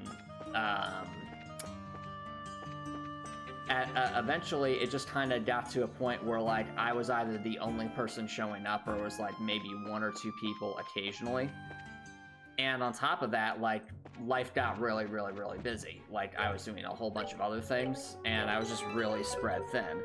And when I was looking at all the different things I was doing, streaming on Twitch, working on Heartwell, this writing club, and then, you know, all the stuff with work, I eventually had to decide, like, all right, something's got to give here. And at that point, the weakest link was that writing club. So I let folks know that, yeah, I was no longer going to be participating in that. And it was tough because I was so used to doing that. But it was the right call. I still get to write lore for Heartwell. I've probably written more lore for Heartwell after I left the writing club than when I was in it. But it still was, you know, it was a change. And I'll say this, knowing that streaming regularly on Twitch for me, you know, the decision for me to step, to basically not stream regularly on Twitch anymore after Trails in the Sky, that was a very hard call. Because I've been doing this for, when did I start? I think it was like the end of July in 2020. So it's been almost 6 years. That's a lot of time. No, it's alright, that's just part of life. No one does everything forever, or Papa Nicholson, and that's okay. So, it's definitely more bittersweet for Twitch, just because, like I said, I've done this for 6 years, and for almost 6 years, and I've definitely met a lot of awesome people along the way. But when I was looking at it and seeing how my life has changed, I was like, yeah, at this point, it's gotten to the point where the conclusion I had with the writing club is the conclusion I've, come to here with Twitch. It's something's gotta give, and this is what's gotta give. But anywho, instead of being sad that there's a change happening, I'm more so thankful and glad that of everything that happened, all the fun memories we made, all the moments we all got to share, and just the adventure that this has been. Like, thinking back on some of my favorite things that have come out of the challenge runs, I think, let's think. I know for certain I never would have gotten as silly or as tried to do as many voices as I do now, because of these streams, like voicing the characters that would come up. It started in Crosscode and just kind of went from there, and I think in Trails of Cold Steel is when I really kind of really started to expand my repertoire a bit, because there are just so many different characters with different personalities in that game. I'd also say this, doing these challenge runs on Twitch has definitely led me to try things that I never would have even considered. So, like, I think back to Portal Stories Mel in particular, because that is genuinely something I would not have thought to even touch or play in, like, ever at that point, because I wasn't, I had played Portal 2 like well over a decade prior to that at that point, so it wasn't like really fresh in my mind. But it's because of you guys. There was a poll that I opened up to be like, all right, which game do you guys want me to challenge run? And Portal Stories Mel actually beat out a bunch of other really popular contenders. So challenge running that was an interesting conundrum, just trying to do the fewest portals possible. It was also interesting because it genuinely had the quality of like another Portal game for the most part, and that made it a really, really fun experience, and it made me realize how much I loved Portal, because like I played the heck out of Portal 2 and Portal 1 when I was younger, and I had forgotten how much I enjoyed the silly platform physics jank puzzles that was Portal. So it was both a walk down memory lane source, but also something fresh, because I'll say this: the Portal Stories Mel puzzles are way, way, way more intricately designed and difficult than the ones in Portal 2. And that made them a lot of fun, honestly.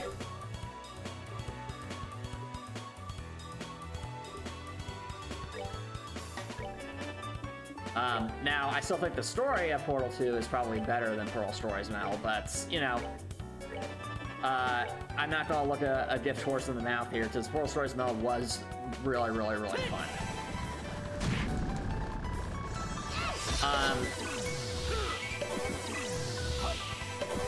On a similar note, I remember us doing the challenge run of Sonic Frontiers, and the thing is, like, up to that point, it had been years upon years upon years since I had played a really good Sonic game. And when Sonic Frontiers came out, I was like, no, this looks kind of interesting. I've heard it got some good reception, but because of this, this Twitch channel, and because it was in like a bit of a lull between game releases that I was really, really interested in. I want to say it was just before Jedi Survivor came out, and Jedi Survivor was getting delayed, and I'm like, okay, I got a challenge run something, what's available? I'm like, huh, there's a new Sonic game out. It's actually getting some pretty good reviews. And it's like, could this be a good Sonic game? And that led me to challenge run Sonic Frontiers. And I was so glad I did, because, like, it was easily the best Sonic game I had played since, like, Sonic Adventure 1, and that's saying something. Or I should say at least the best 3D Sonic game I had played since Sonic Adventure 1. And that was that was awesome, because it was so awesome to be able to experience that with you guys, because the story was great. We were just having lots of silly shenanigans all the while. I was just there were many times where it's like I'd be doing the level section over and over and over again, trying to avoid those rings that went out very, very silly. We learned so much about the physics jank in that game, it was a blast. And couple that with the trying to defeat the Titan boss fights as fast as possible to collect as few rings as possible. It was just really, really, really entertaining to play. And definitely a nice callback to like the hand time challenge run stream, because that was a similar kind of premise where you were trying to avoid the collectible objects. But yeah.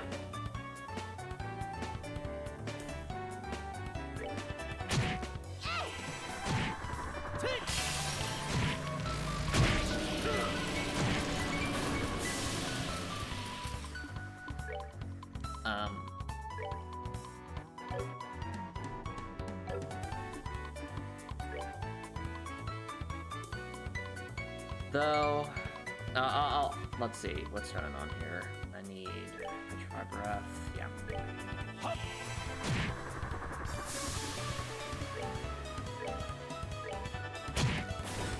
Yep, that works.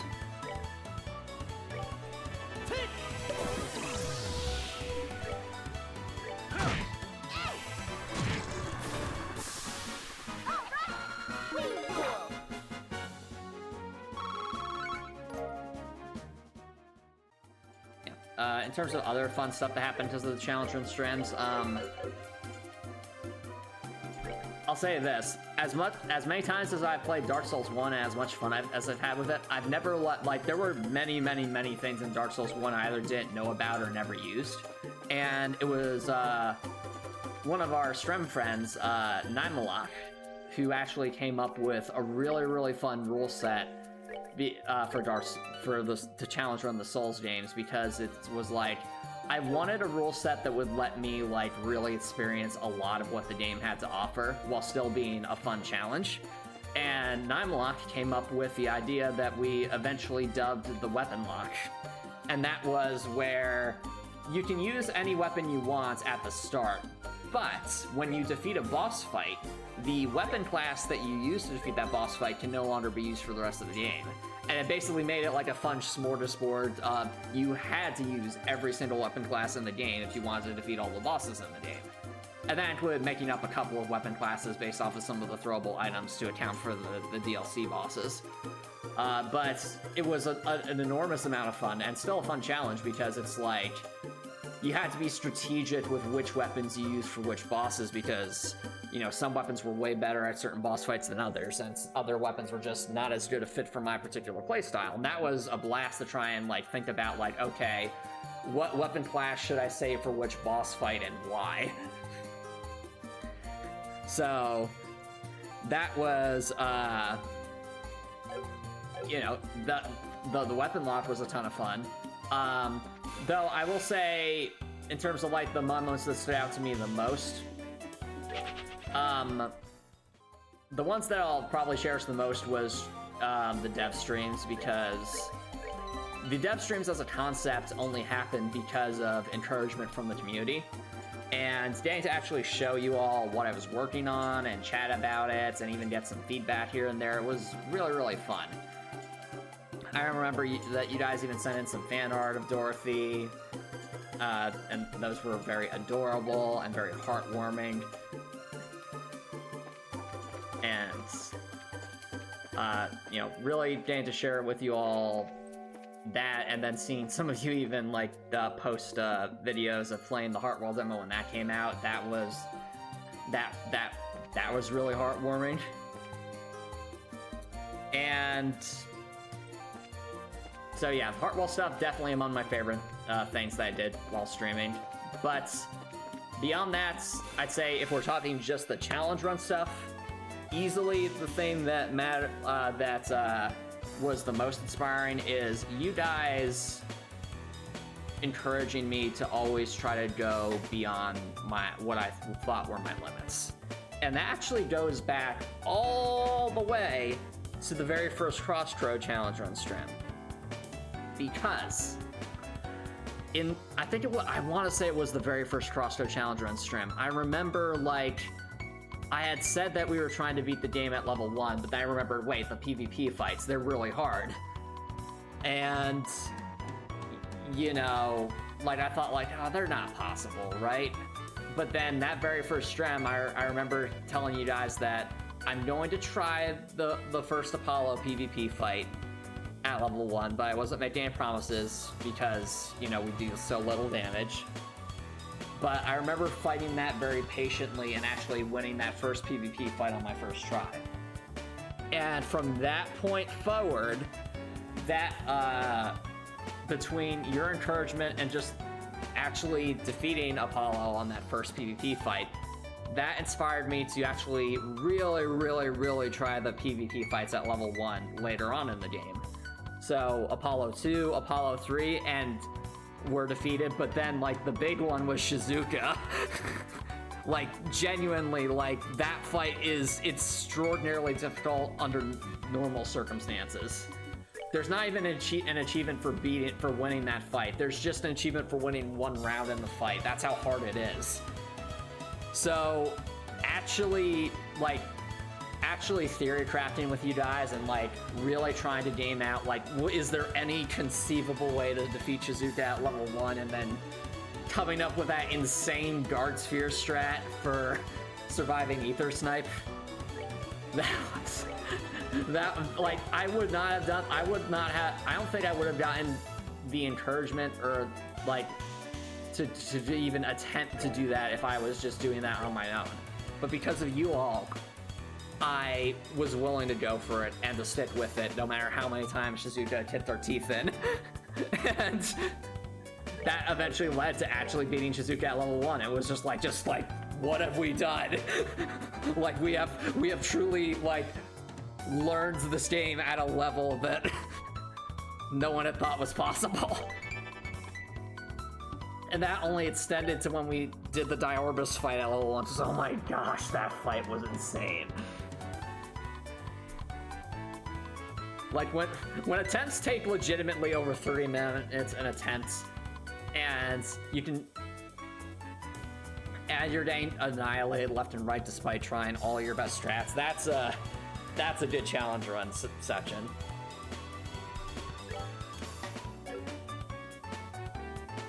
But yeah, all in all, lots of fond memories, and I'm looking forward to what comes next. Copper Nicholson asks, do I think this Heartwell demo will work on Steam Deck? Short answer is no, simply because Heartwell was designed very specifically to be used with mouse and keyboard. So if you're not using a mouse and keyboard and you're trying to use Heartwell, the controls will either not work or they will not be optimal. So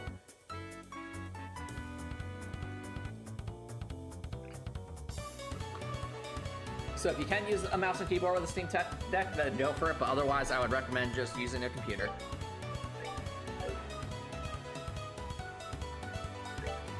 Shizuka is a character from Crosscode.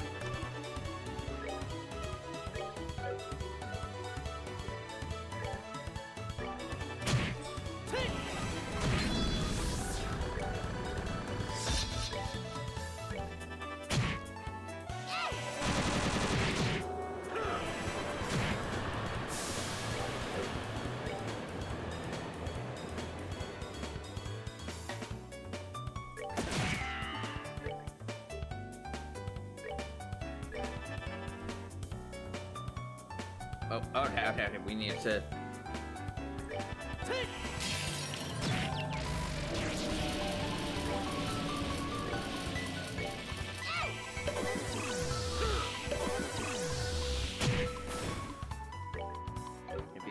Retribution.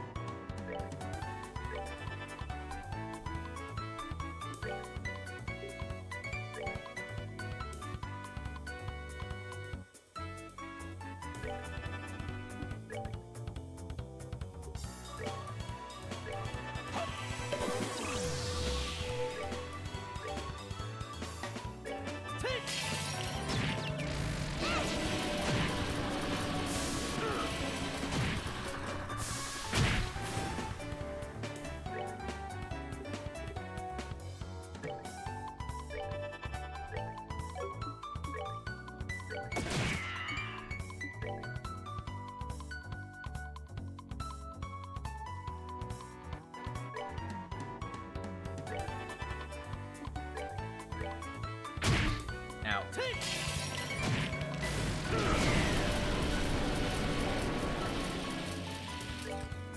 Shaft spear right there.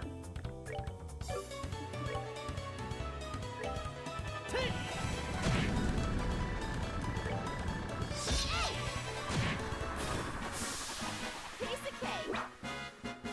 Alright, Joshua, come on. Yes! Alright, we finally did it, chat. We finally made it to level 30. Nice. Now that Estelle and Joshua are at level 30, we finally, hopefully, possibly, conceivably, will have a chance in the tournament. So I have no idea what to expect. Besides, you know, what we saw from the cutscene earlier with our bracer friends all being level 30, so that's what we're gonna try and work with here. That's just like we try to do all this work to get to level 30 and then we get to the tournament like, ha! We're level 40, take that! We'll be like, ah! But well, I'll try.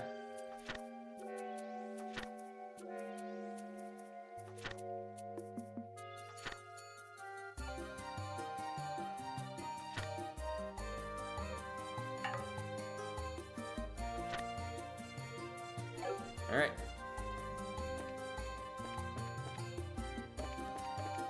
Oh, I've got work, Copper Nicholson, so no.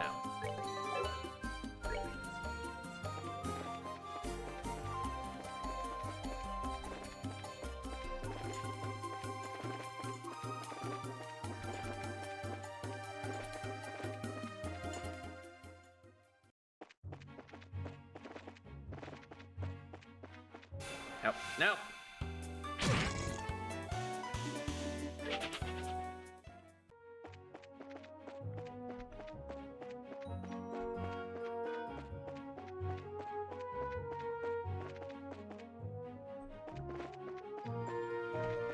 Alright.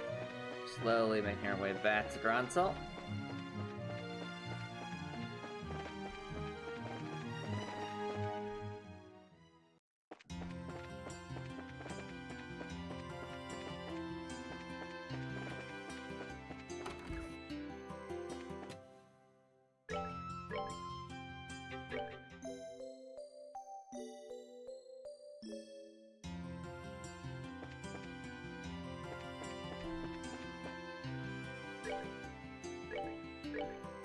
Alright, chat.